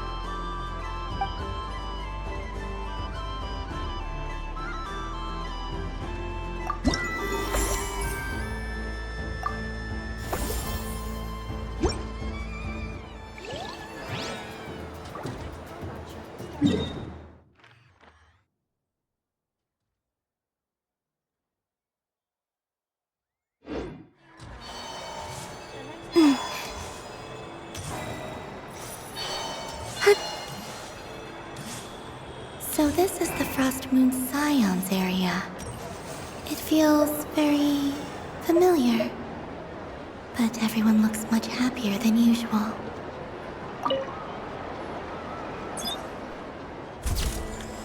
And done!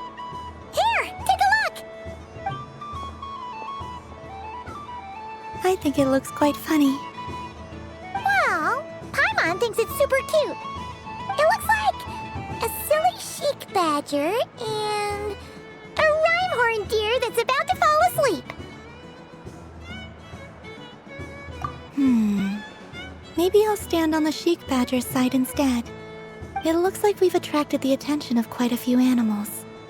Let's make room for them.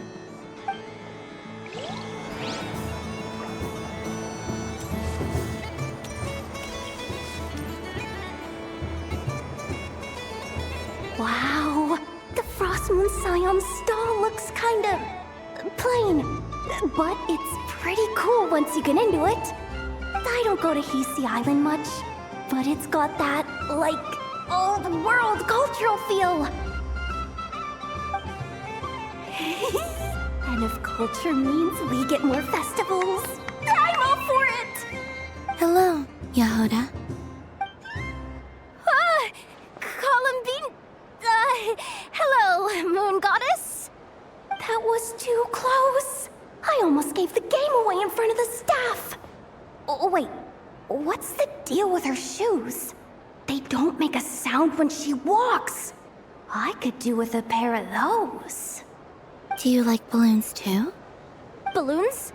Oh, you mean those? What's so fun about balloons? I'm not a kid anymore. They're probably more up Aino's alley. Yes. The animals seem very curious about these strange flying objects. I was drawn here by their voices. I recently learned a fun new game you can play with balloons, so I decided to come and give it a try. A new game?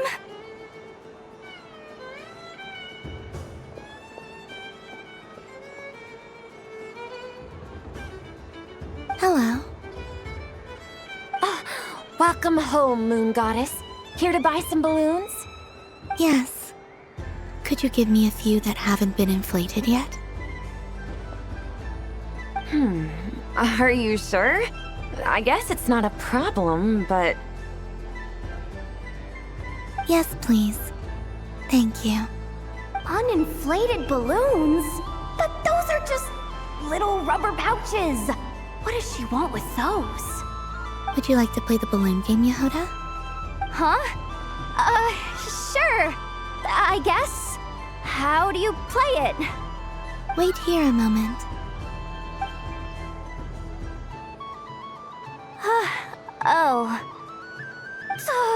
This is so weird. What have I got myself into now? I thought I saw Columbina nearby. Uh-oh! That's the fourth Harbinger! Although she's helped us out quite a bit, she's good people, right? Is she looking for Columbina? Oh, guess that's my ticket out of here. I'm not sure my heart can take being sandwiched between two Harbingers.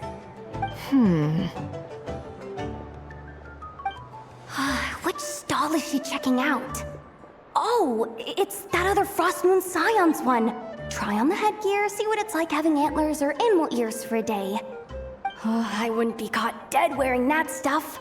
So embarrassing. I have enough gear to carry as it is. Wait, what? She put it on? How peculiar. This would take some getting used to. I wonder if this is what it's like for Lynette. It really suits you, ma'am. What is this? She was so intimidating a moment ago, but now, dang, she's really rocking those ears. How does she make them look so cool? I suppose I may as well keep them on for now.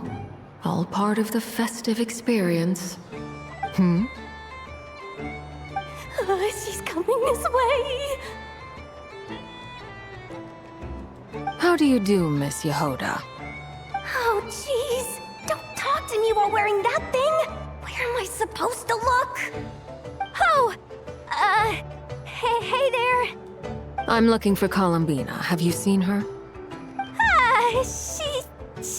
She just... Huh?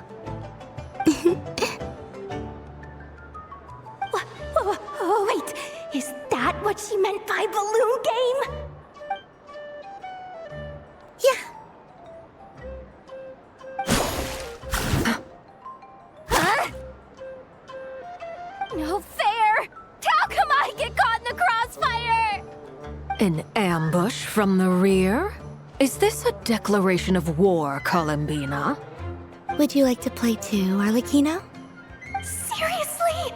Are they gonna start some beef right here, right now? Gladly. That said, I believe there is another who would like to join. Boss Nev! Thank goodness! You've gotta get me out of here! Things are kicking off big time! Hello there. I'd like 10... no, make that 20 balloons, please. Uninflated. What? Miss Moon Goddess, I hope you're prepared to pay the price for assaulting my employee. Welcome to the game, Nefer. Just to be clear, let's keep this a fair fight, okay? No strange powers, please and thank you. Naturally. Don't just stand there, Yehoda. Aren't you going to team up with me? Huh? Do I have to? Of course. Don't forget, the Curatorium has a reputation to uphold. I knew something like this was gonna happen.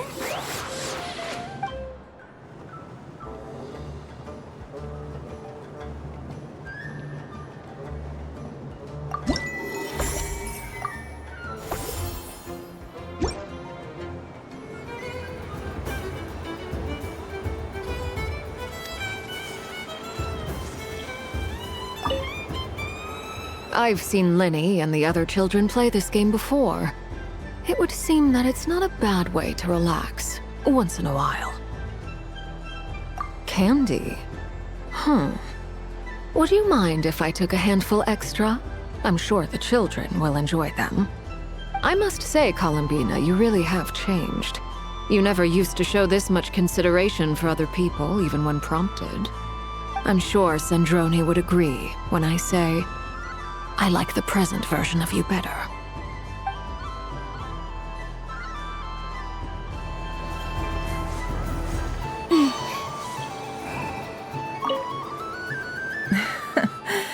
That was fun.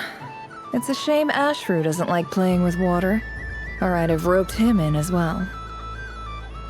Oh, a gift? You shouldn't have, Miss Columbina. Very nice indeed. Candy is one of many luxuries that the desert folk could never afford. How I yearned for candy when I could not have it. Yet, now that it is readily available to me, I never seem to crave it. May your moon prayer night be one free from regrets.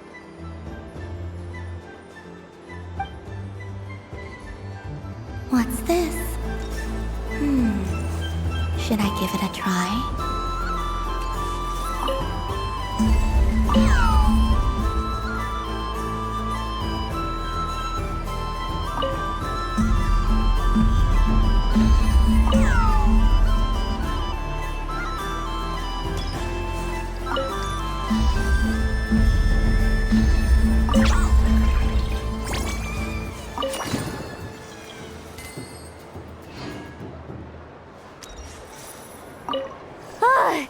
I just had a water fight with 2 Fatui Harbingers.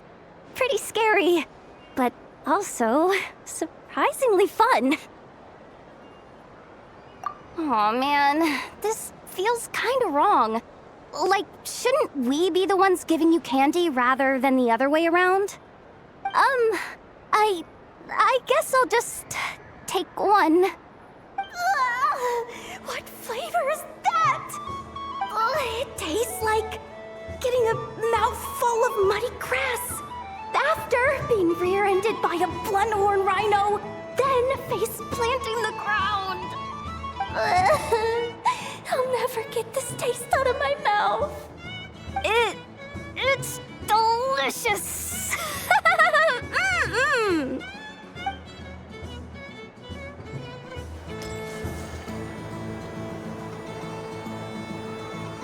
I wish for a never-ending supply of laka berries.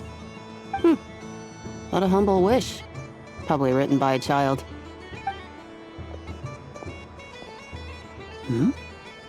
Is that Llama the Moon Chanter?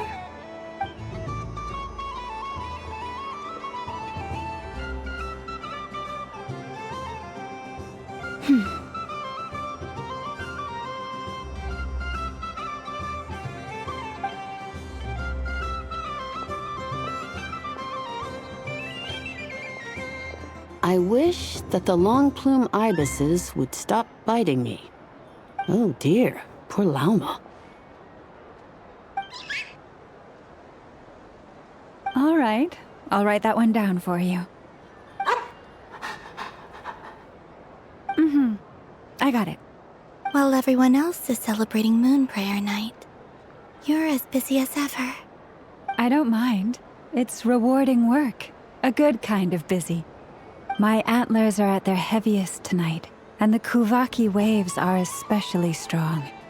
But as I help these dear friends hang their wishes up, I feel a great peace within myself that is hard to describe. You see, they are all such beautiful wishes, and they are ones that we can fulfill by our own strength. Do you blame me, Llama? I want to hear your honest answer. It is by the help of so many people that I can return to the moon. But I feel as though I've hardly done anything in return. You've done plenty, Columbina. I say this in earnest, both as someone who knows your history, and also as a friend who has seen what you've been through. What about as a moon chanter? I feel proud to honor our moon goddess's wish. And I'm sure any moon chanter in history would have felt the same way. Thank you for your kind words, Llama. But... Since you asked for my honesty, I won't lie to you. My feelings are mixed right now. Besides pride, I also feel... I suppose it's... a reluctance to let go. Once you return to the moon, we will be far apart and separated by a false sky. I'm sure those of us left behind will gaze up at that sky, yearning for the moon once in a while, just as you used to do. I will miss you, Llama. I will miss you all. I hope to stay in touch. I will try and find some way to send messages down from the moon. Perhaps you could use Kuvaki. I've heard Yehoda say that signals can be sent using long and short waves, or strong and weak lights. That sounds a little complicated. What if we forget what the signals mean? We could prepare a codebook beforehand, but... You're right. It wouldn't really suit you. Still, whatever happens, I believe that you will find your own unique way of communicating with us. And now that I think about that, my heart feels lighter. Because you trust in me? Yes. I have faith in you, and in the power of truth. In my experience, the truth tends to be difficult. But that's what makes it stand out from what is false. So I'm confident that your thoughts and your love will shine through the curtain of lies. We will know it when we see it. Thank you. Now, could you help me hang up my wish? Is this? I wish that all who dwell in this moonlit world can find a place to belong. and I wish that I shall one day see my friends again. It's 2 wishes. I hope that's not too greedy of me. Not at all. And I think you speak for us all with the second one.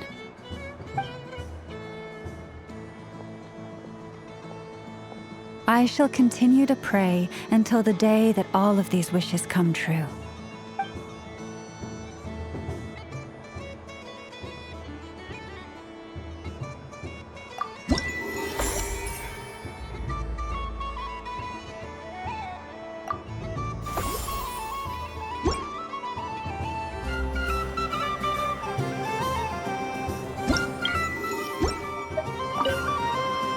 Yes.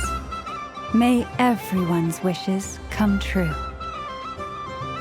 Why, thank you. Don't mind if I do. Oh, my. It's so sweet. I'm so accustomed to plain, simple meals that this sweet treat is quite a shock to the senses. But I savor this moment in its entirety because it tastes like true friendship.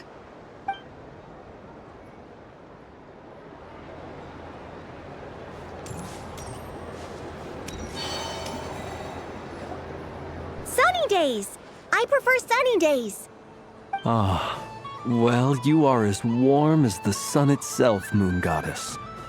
Very well. I believe your spirit animal has to be this most adorable chic badger. Wow! Thank you, Mr. Talking Magic Lamp. Have a very happy festival, Moon Goddess. Flens? That's you, isn't it? Shh. It's our little secret, my dear traveler in Paimon. Okay, sure, but why are you here selling sugar sculptures? Everyone celebrates in their own way. After gazing into the abyss and spending time around gravestones all year, what better way to relax than to see sunny smiles on the faces of the living? Besides that, I like to think of myself as a fair judge of character. I dare say matching personalities to confection suits me rather well. That's not what Paimon was talking about. Aren't you afraid that your true identity might be exposed? Should I be? There is all manner of magic in the air this moon prayer night, thanks to the work of the great mages. I see Miss Columbina is hiding in plain sight. Why should I not do the same? Why miss this rare opportunity to enjoy a special evening in my true form? Fair enough. You got a point there. People who don't know you will probably think you're just a talking lantern. Well, now that we see eye to eye, what brings you here? Not a search for your spirit animal, I presume? Ah, well, actually... Here, see for yourself. Oh, this is... How wonderful. A beautiful idea. Yeah, we just met Barca, and he said that having everyone draw their own section was kind of boring. So, he did your bit for you. Ah, Varka. Ever the maverick. I see his artistic skills are truly one of a kind. In that case, I shall paint something on Mr. Albedo's behalf in a short while. What? Why not now? Ahem. Welcome home, Moon Goddess. Phew, that was close. Hello, Flins. She recognized you right away! What keen eyes you have, Miss Columbina. Especially considering they are shut. I did not see you. Rather, I sensed you. I can sense the fluctuations in Kuvaki all around me. One would expect no less of the Moon Goddess. Might I interest you in some candy? Yes, please. Excellent. I shall make some for you right away. Something the matter, Miss Columbina? What about my spirit animal? All the other children carrying sugar sculptures are talking about it. Wait, is she taking the test seriously? Ah, my apologies. How could I neglect that? You are quite right, Miss Columbina. Every one of us has a magical creature living in their heart. Would you permit me to help you find yours? Yes, please. Do you prefer the day or the night? Night. Which of the 4 seasons is your favorite? Winter. Think of a perfect day. What is the weather like? Sunny, rainy, or perhaps cloudy? Rainy in the morning, sunny at night. What kind of answer is that? Forests, lakes, and open seas. Which do you prefer of these? I like them all. Imagine you opened your very own shop. What would you sell there? Moonlight, I think. Wow! Paimon would totally shop there. It wouldn't cost anything. You'd just need to visit. Aha!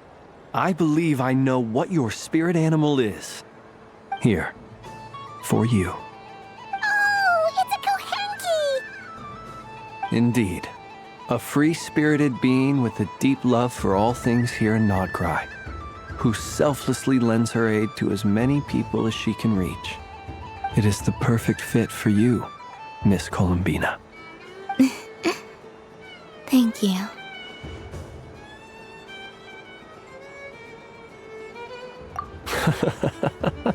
It would be my honor. But you shall have to forgive me. We have known each other for quite some time. I doubt there is any answer I could give that would come as a surprise to you. So instead, would you accept this sugar sculpture as a token of our friendship? It's a lantern. Hey, why don't you two go enjoy your candy over there? Paimon wants to try out this spirit animal thing too. Right, Blintz? Come on, play ball. Gotta get this drawing done. But I want to hear Paimon's answers. But it'll probably take ages. Paimon's a complex soul. And we don't want your candy to melt while you wait, huh? Oh. Okay then.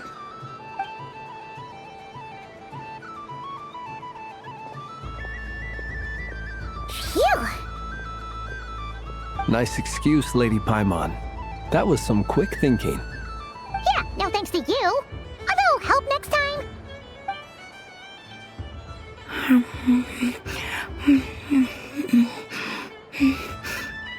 It's sweet. Is that Lockaberry? I wonder what flavor the traveler got. This way, this way! It's the candy-selling lantern! I'm coming! Of course. Traveler, maybe we can share? Yes. I found out recently that people share their food sometimes, so I'd like to try it. Or is that a no?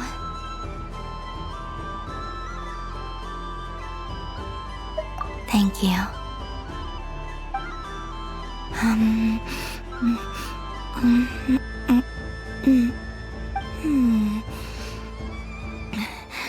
Yours is a little more sour than mine. Here, you try it.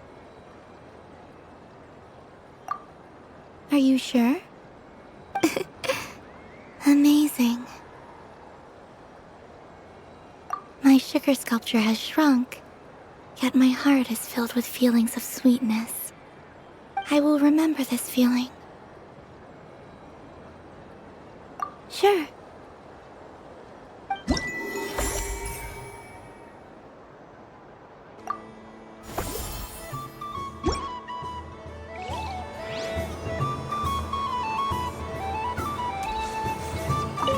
Something about festive lighting always has a way of putting the warmest smiles on people's faces. This is most thoughtful of you, Miss Columbina. Kindness exudes from your heart like benevolent moonlight. Forgive me, but I shall have to enjoy this gift a little later. I hope that the flavor I chose is not the only one of its kind.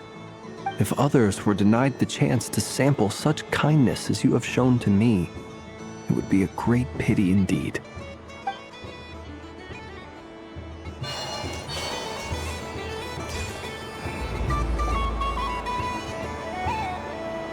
Dodoco's Whirligig! Come check out Dodoco's Whirligig! Ah, welcome home, Moon Goddess. Might I ask what this is?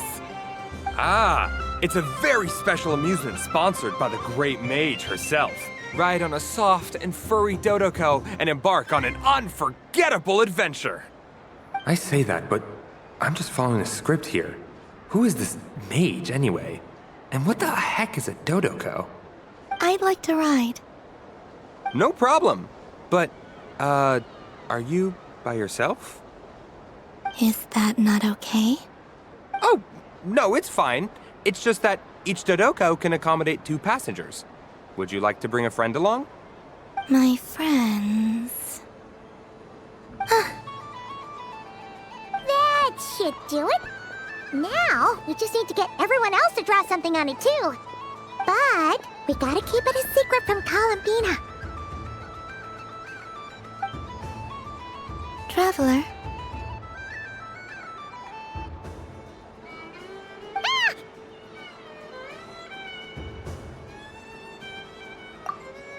I want to go on that ride. Will you join me? Let's go then. Don't worry. Paimon will do the rounds. You go have fun.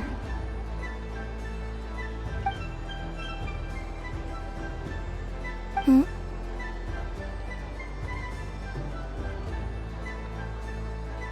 All right.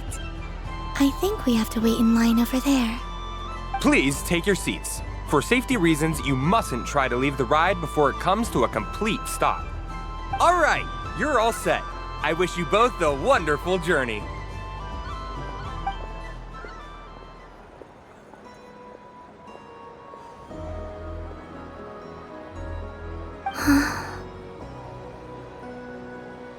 Not bad. It reminds me of riding a moon lane. Sometimes, the Kuhenki circle around me like this, playing their beautiful melodies.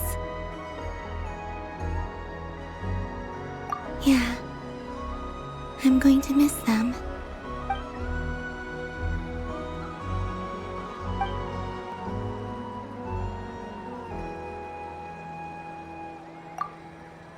It does.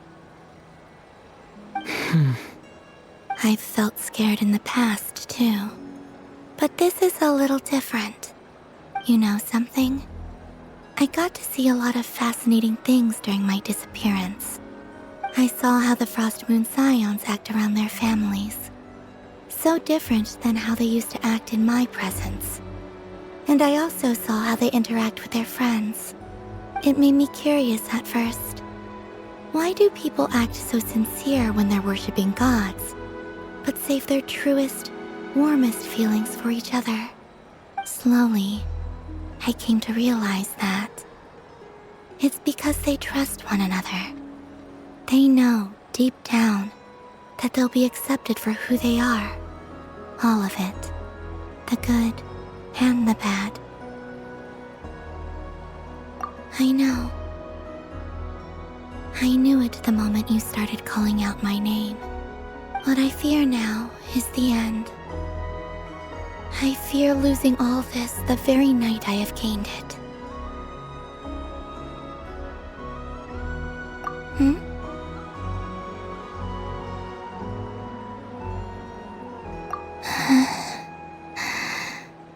Thank you for this conversation. Thank you for listening to me. Don't worry. This fear I have, and the unknown that awaits me, they cannot hurt me. Not when I possess a treasure far greater. I just want you to remember this version of me, the real me, on this final night together. Dear passengers, Dodoco's awesome adventure has come to a close. Please leave in an orderly fashion, and we look forward to seeing you again in the future. Don't want the journey to end, huh? Don't worry, you two. There's always another adventure waiting just around the corner.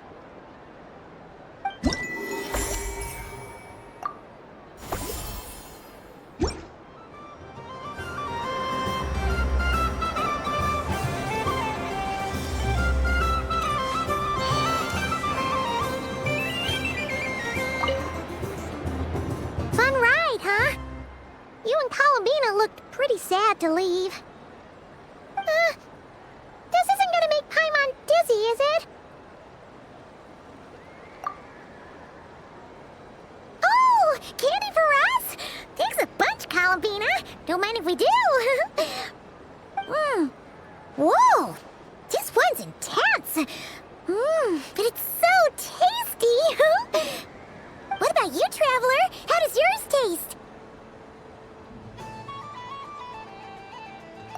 Oh, sounds good. Paimon's drooling now. Are there any more Smatna candies in the box? Yes, I believe so. Okay, gotcha. Let's see.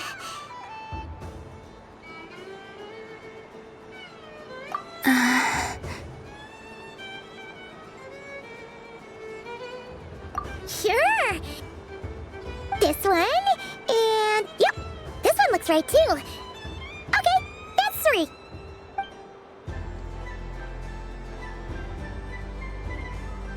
Here we go.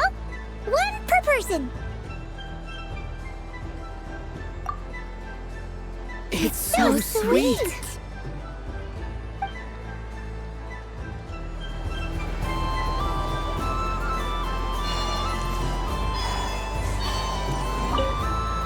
Done being a do-gooder yet? Thanks for coming here with me, Hat Guy. Are there any games you'd like to play? Why does that hamster think you've grown up? I know you don't mean that.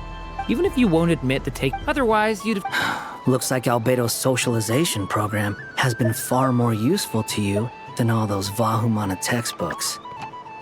I thought you'd actually spend your precious time doing something more worthwhile. Everyone has to take one? Well, fine. I'll take mine.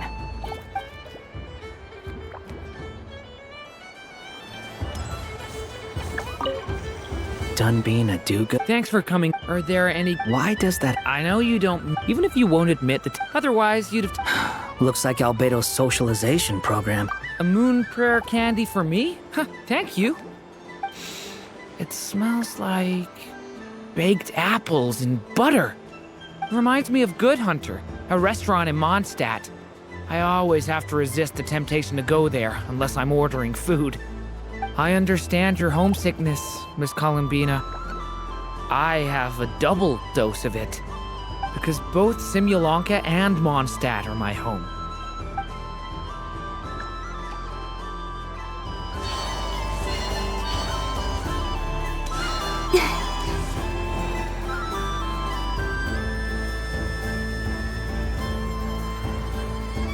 Well, well, look who it is. I heard someone went and disappeared on us the moment we let her out of our sight. They looked all over for you. Frankly, I didn't think you'd be back for Moon Prayer Night. Were you worried about me, Sandrone? You would like that, wouldn't you? Do you even hear what you're saying?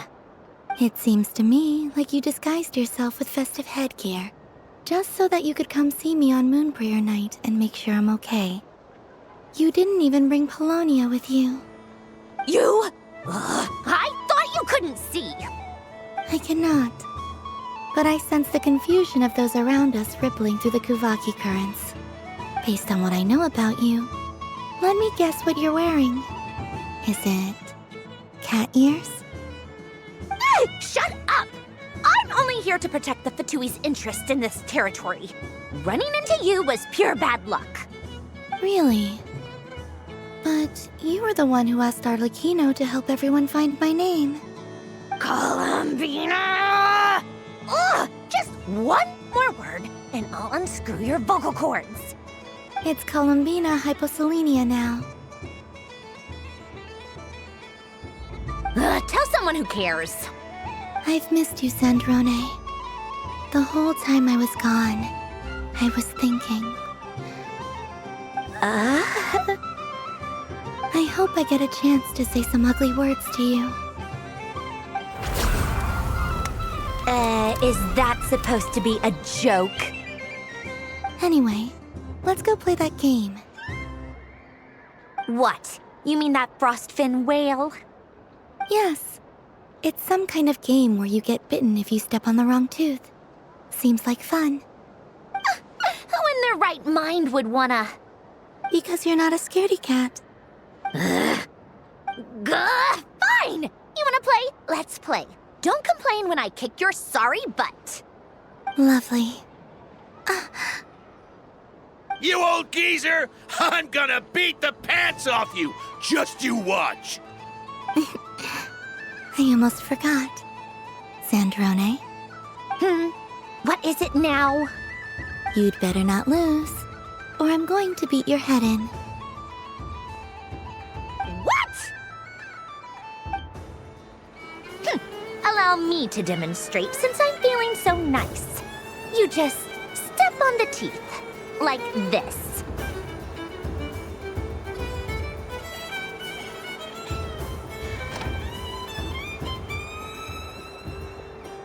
Which should I pick?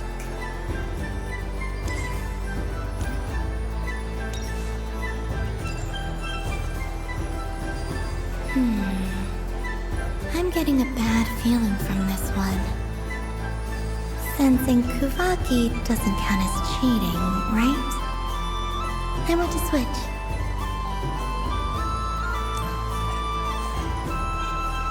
Your turn, Sandrone.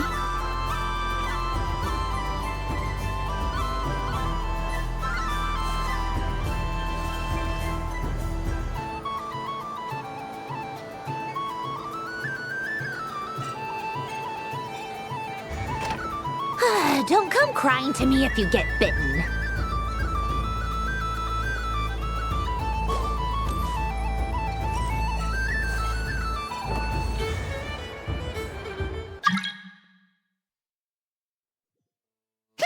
Allow me to demonstrate since I'm feeling so nice.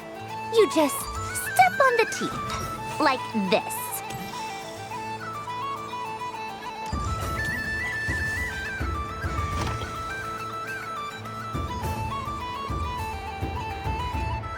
Which should I pick?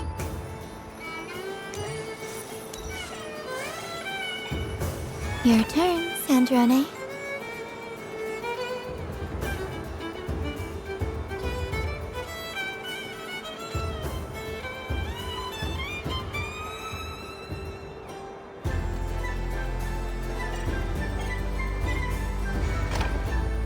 Don't come crying to me if you get bitten.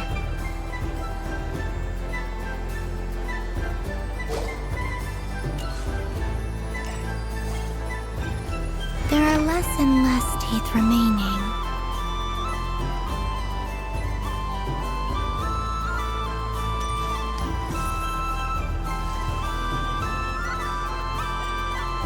Huh? What's that noise?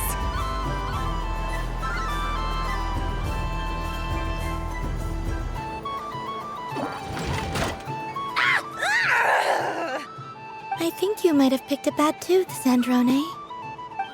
Shut it! Do you need any help? It seems like you're stuck. No! It's just a blasted toy! How is its grip this strong? Stop laughing! All right. Well, you lost. So just like I promised. Hey! What are you doing? Are you seriously? Hiya! Why, you... Oh, just you wait! Rematch! Are you all right, Sandrone? That was quite a strong bite. Are your clockwork parts? Quit your fussing! I don't need it! All right. I'll go first this time.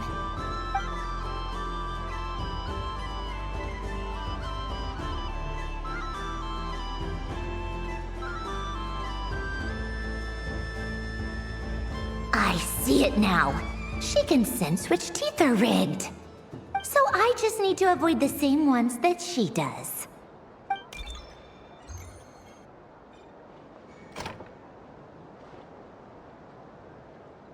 This one... Seems fine. She avoided that one then? Now I've got you. All right, my turn.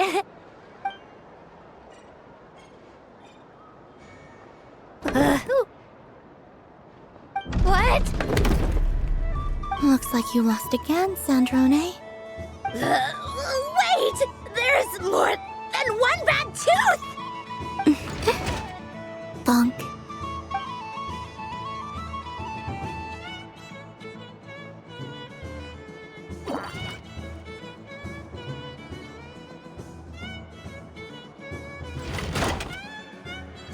Stupid game! What idiot came up with this? Are you alright, Sandrone? You said some nasty things just now. Oh, I'm peachy. Should I let you bonk me on the head as well? Ah, forget it! Come on, bonk away. It can be your consolation prize for losing so badly. I told you, forget it! Gah, you've always been so annoying. Singing right outside my door, inviting yourself to my tea parties, going AWOL. And now you're off to the moon or something. Of all my days with the Fatui, the times I spent with you, Arlecchino, and Rosaline, they were my favorite. I will not forget them. Just as I shall not forget this moment. We'll always be friends, no matter where we are, right? Who'd want to be your...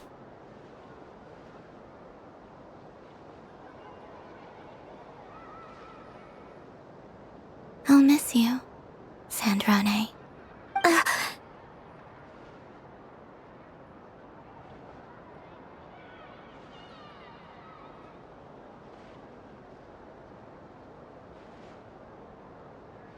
Goodbye, Sandrone.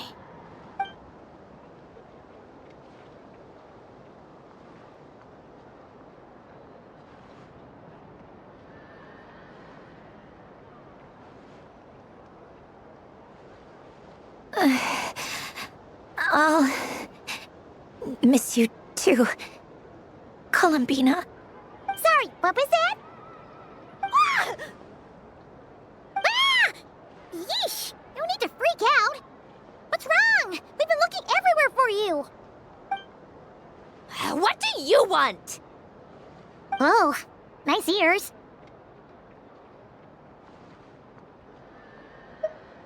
What do you want? This! Huh? It's your turn to draw something. You're one of her friends too, aren't you?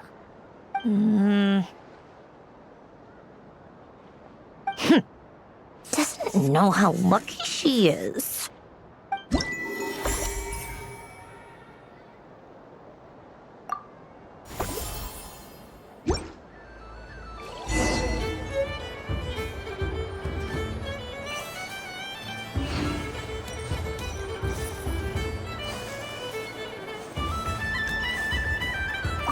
What's there to see on that moon anyway? Let her go up there and cry alone. See if I care. You're giving me candy? That isn't like you. This had better not be some weird prank. Coffee flavor?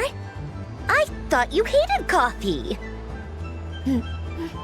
It's extra strong too. Huh. You didn't do all this just for me, did you?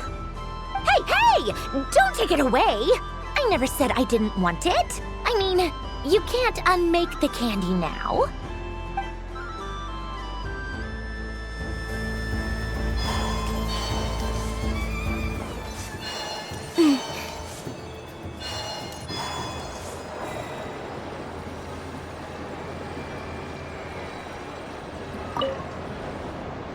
Traveler, Hey there, Columbina!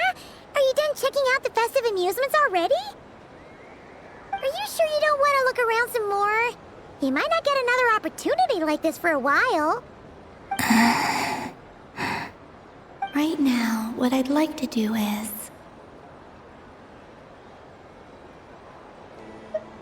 Thank you. But I think I've had enough fun for one night. I've made plenty of precious memories. Really? You sure you don't want to have a little more fun out there? Final answer? Yes, I am sure.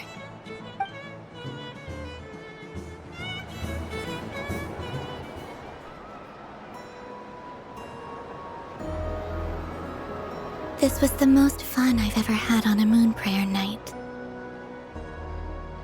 Everywhere I went, people were saying, "Welcome home," and there were friends at every turn. I only wish it could last longer than one night. Oh. Yes, you're right. The moon prayer blossoms. Ooh, look! Look! Moon prayer night has come.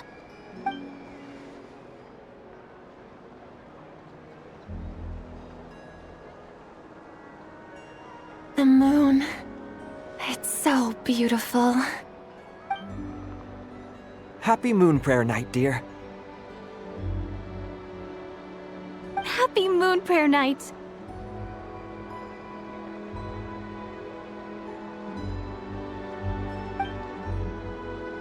Happy Moon Prayer Night.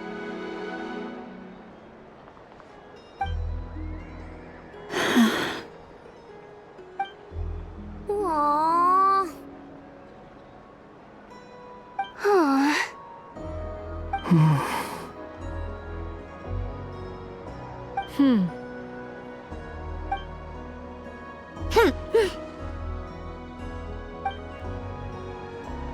Time flies when you're having fun.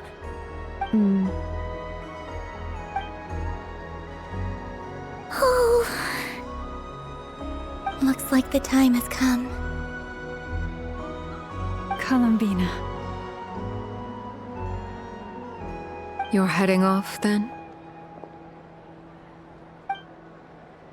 Yes, to the ruins you mentioned. And from there, back home to the moon. Wait!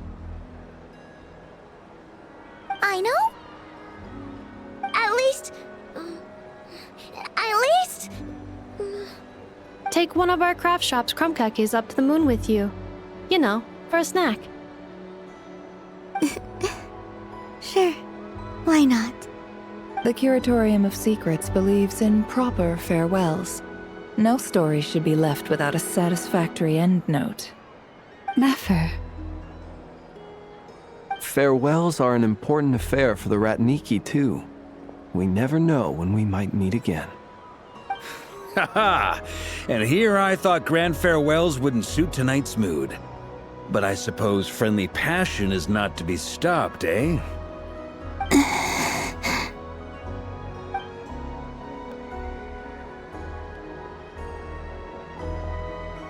We made a little something for you, Columbina.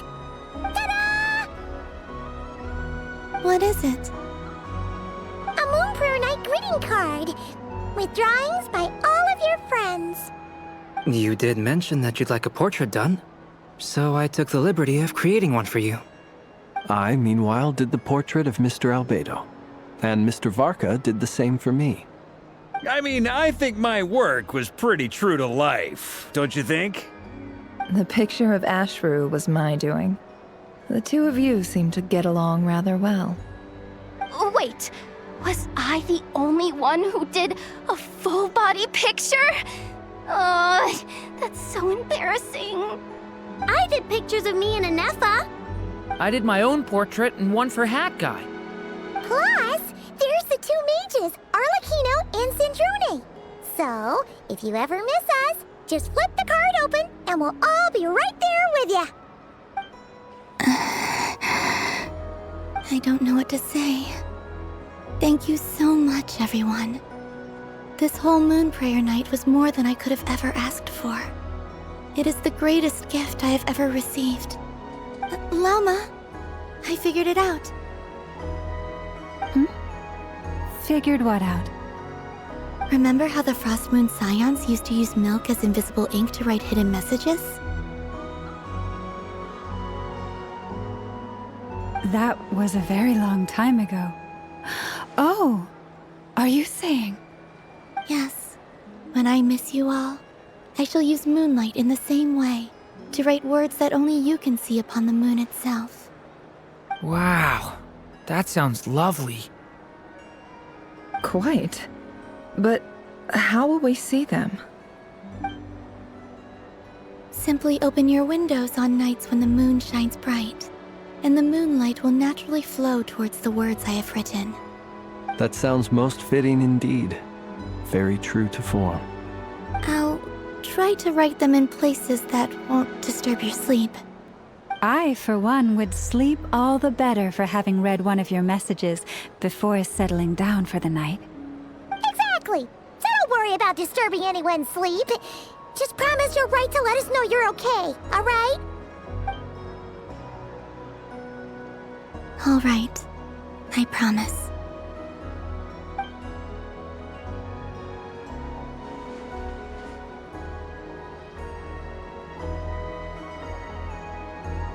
In that case, Columbina.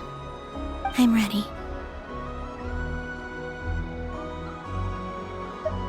Very well. Let's go.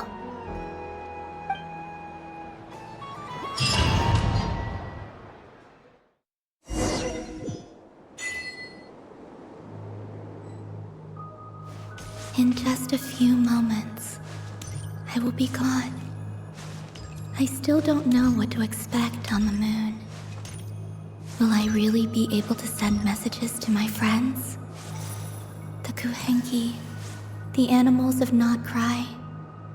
I'll never get to see them again. I wonder where I'll be when the next moon prayer night comes.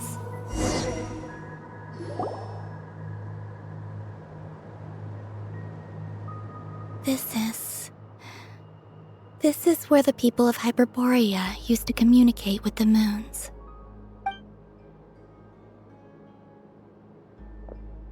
Eternal moon, frost moon, iridescent moon.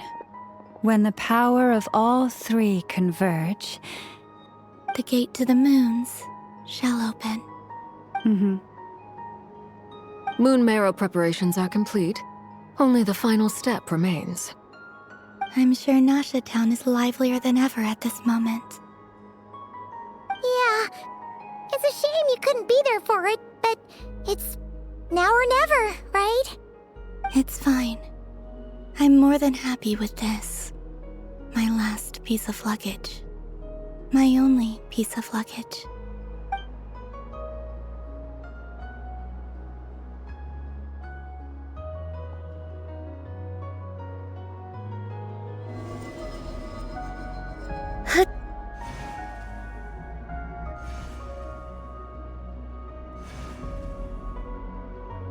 I can already feel the moon calling to me.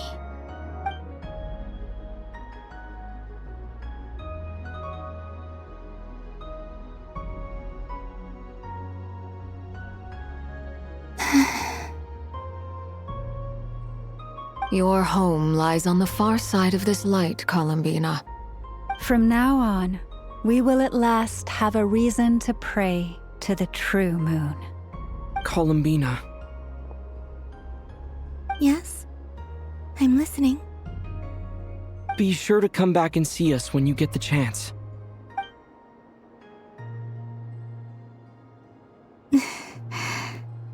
Of course.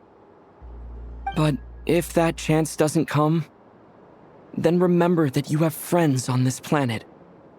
People who will miss Columbina.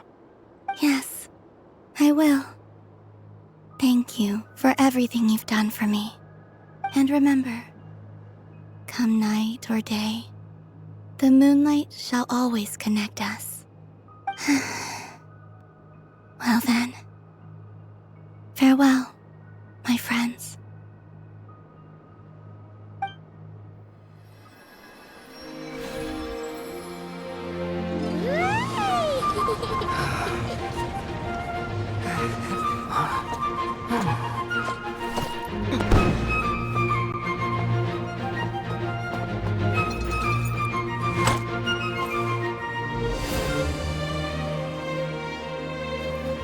Thank you. This was my happiest night in Tevat. Farewell, Columbina.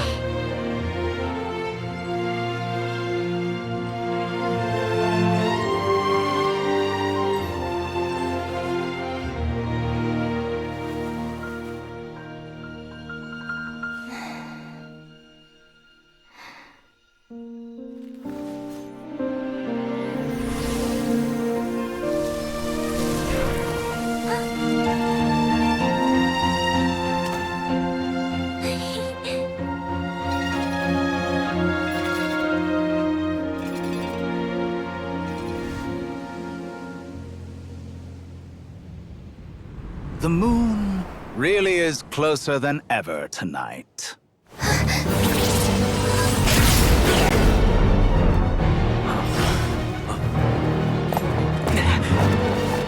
Columbina. All 3 moons in one place. Time for one final experiment. Reason, life, death, time and space. They all believed I would fail.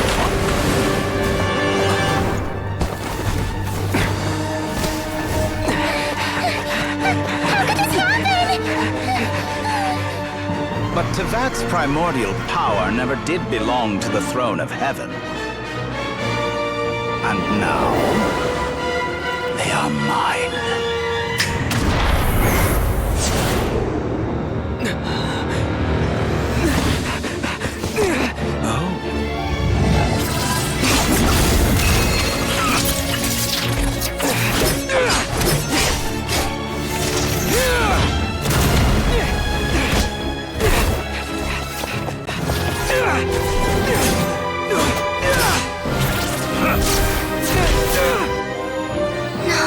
As long as I'm here, the Doctor is free to wield the 3 moons' power.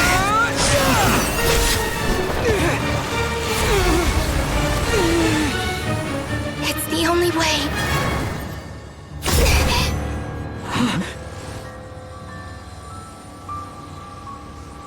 I guess I won't be going home today. Columbina! No!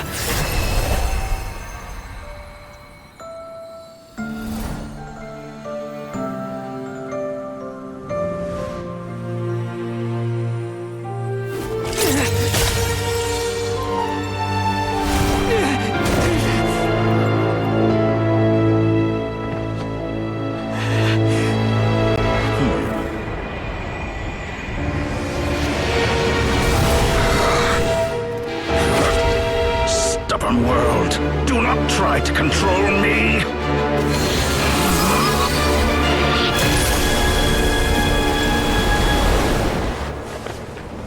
Columbina.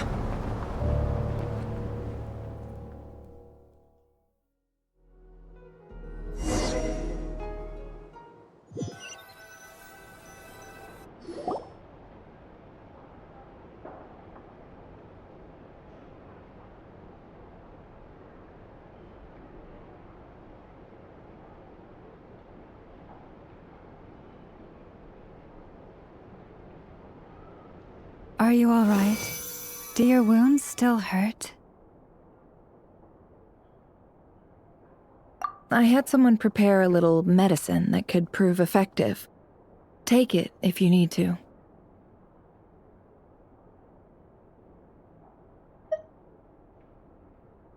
In that case, let me relate the contents of the call we made to Alice after the incident occurred. That Dottore is a crafty one. He distracted the Hexenzirkel by creating a huge fuss at Tevat's borders. I'd assumed that the cause was an abyssal intrusion from the outside world, which in fairness is a rather common occurrence. But after learning that you managed to influence the phantoms in Krai, I realized that perhaps this interference could have come from within Tevat instead. But we weren't able to change their fates. True, you couldn't change how their stories ended, but you did build some variables around yourself. Variables? Yes, things you heard that you could not otherwise have learned, ideas that would otherwise have never crossed your mind. All these things are variables. Of course, most variables usually pale into insignificance with the myriad of possibilities floating around. But the moment you start treating them as building blocks and intentionally stacking them, that changes things. That's what Dottore did, and it's how he created the necessary conditions so that when you activated the portal tonight, it played right into his plan. However, we have no way of knowing exactly what he did. Yeah, we also need to ascertain Columbina's status. And that about sums it up. As I suspected, Dottore has disappeared completely. If it's any consolation, he wasn't able to control Columbina as he might have wished to. Oh no!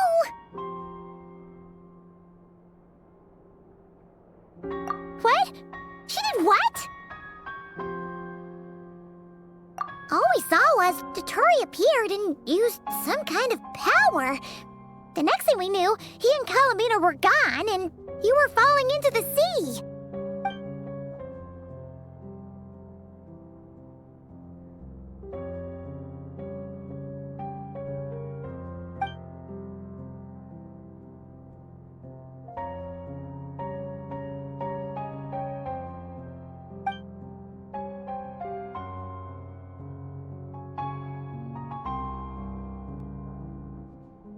So, Columbina intentionally opened the Moon Gate and escaped into the same mysterious world as Rerir and Thalindis. Sounds like bad news.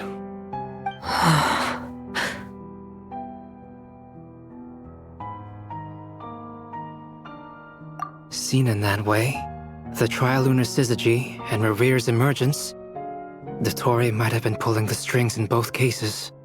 According to Miss Alice, he is attempting to transcend his destiny and finish an experiment that only a god might complete. An utter lunatic. Wait a sec, where's Hat Guy? Seems like he'd want to be here for this. He took off with the Dodo communication device after we spoke to Alice. He said he had a hunch that he wanted to investigate by himself. The look on his face was terrifying.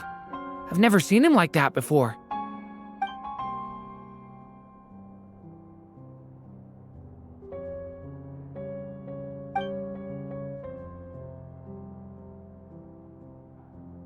I'm back.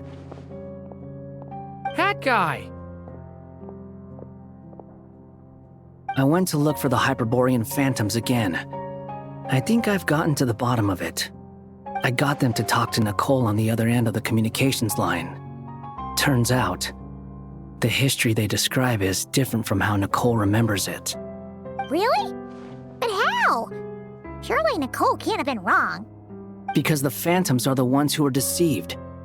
They speak of a savior who appeared in their history. One who never should have existed. This savior promised to create a new moon within the false sky, and even bring back their moon goddesses. Foolishly, they believed in him, and told him everything he wanted to know about the moons. It's obvious that this was Dottore's doing. Now you mention it, the first time we entered the Hyperborean ruins, we heard the phantoms discussing their history, and I remember Nicole commenting that something sounded a little strange. But Dottore shouldn't have been able to get in there in the first place! He didn't. Nicole said that this was an anomalous state triggered by disruptions in the causal connections between phantoms from the same era. The variables that Dottore put in place were substantial enough that they even affected phantoms that he never met. So it's not that their memories were unclear. They'd been tampered with. That's exactly the possibility Dottore was trying to manufacture. He turned these variables into knowledge and engineered the situation so all that knowledge would fall into his hands. Then, he harnessed that knowledge on Moon Prayer Night to truly create a false moon. How is that even possible? To be precise, he exploited a weakness in the way the spell works. The spell senses Kuvaki to detect the moon's location. So, as long as the false moon more strongly resembled the moon than the frost moon beyond the skies, the gate would teleport Columbina to the false moon's location. In other words, to Dottore's side. Once he had her under control, the teleportation spell remained active, and he manipulated her power to seize both moon marrows. At that moment, the moon marrows disappeared right before our eyes. It was already too late, even as we were leaving the ruins. By then, Dottore had already amassed the power of all 3 moons. So, where does that leave us? What do we do now? I'd certainly like to know what Her Majesty thinks, now that the concerns I expressed to her have come to pass. But we cannot simply sit and wait for her to decide the matter. And in any case, it is not the Fatui Harbinger Damselette who sees us as her friends, but rather Columbina Hyposelenia. If, even in such extreme circumstances, Her Majesty will not lift the prohibition on Harbingers drawing steel against one another, then I will do as my heart demands. I will fight as Peruware instead. Oh, Arlecchino! Time is short, so I'll make the first move.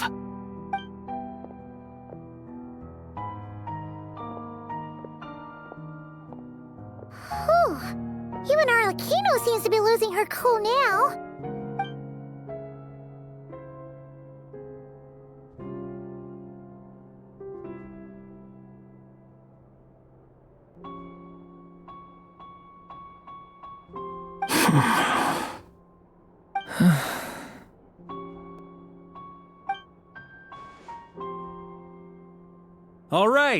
All right. Lose those dejected looks for a moment and let me get a word in. It looks bad, I won't lie. Very bad, in fact. So Dottore's pulled some real dirty tricks to gain the upper hand. For now. And yeah, it's to the point where even the mages say that his variables have affected destiny. I'm not so sure, though.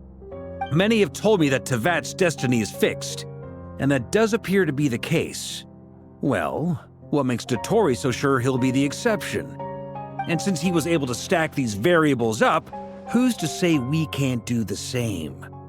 You of all people should not be discouraged, traveler from afar. This isn't over yet.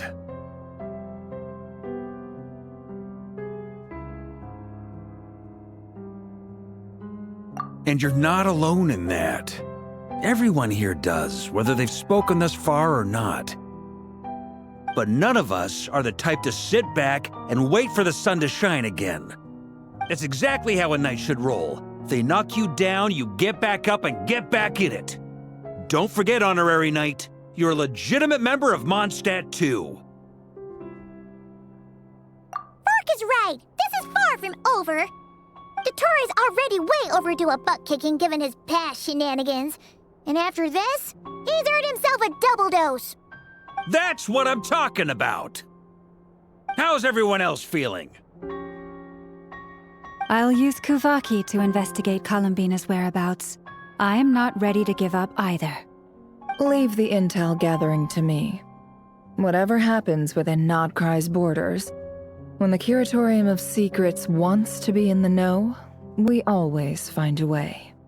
Aino and I will do all we can to support you. We will attempt to reverse engineer Dottore's actions and seek a breakthrough that way. Alice and Nicole are busy dealing with an emergency at Tevat's borders, so they can't return just yet. But they're both very angry about this. They've asked Albedo and me to act on the Hexen Circle's behalf and do everything in our power to fight back against Dottore. Are you ready then? We're going to have to conduct a lot of research, even in the early stages. I'll do my best. As for me, I'm pretty familiar with Dotori's way of doing things, so I can try to predict his next move. I'll help with your investigation. Nice! Looks like we have our basic division of labor. I'll get in touch with Flint's and Itlua, get them to have a chat with their Starshiner. It couldn't hurt to bring the Lightkeepers on board as well. At the same time, I'll pass on instructions to the Knights present in Krai to assist the Lightkeepers and other organizations in ensuring the safety of those living here.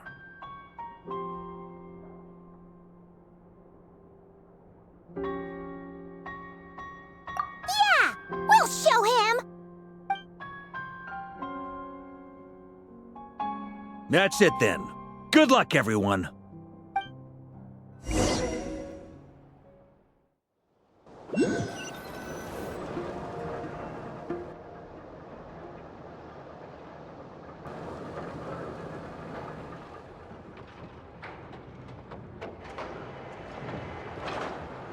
I never thought that Columbina would become my real name. It went from being a Fatui code name to something my friends call me. And remember, come night or day, the moonlight shall always connect us.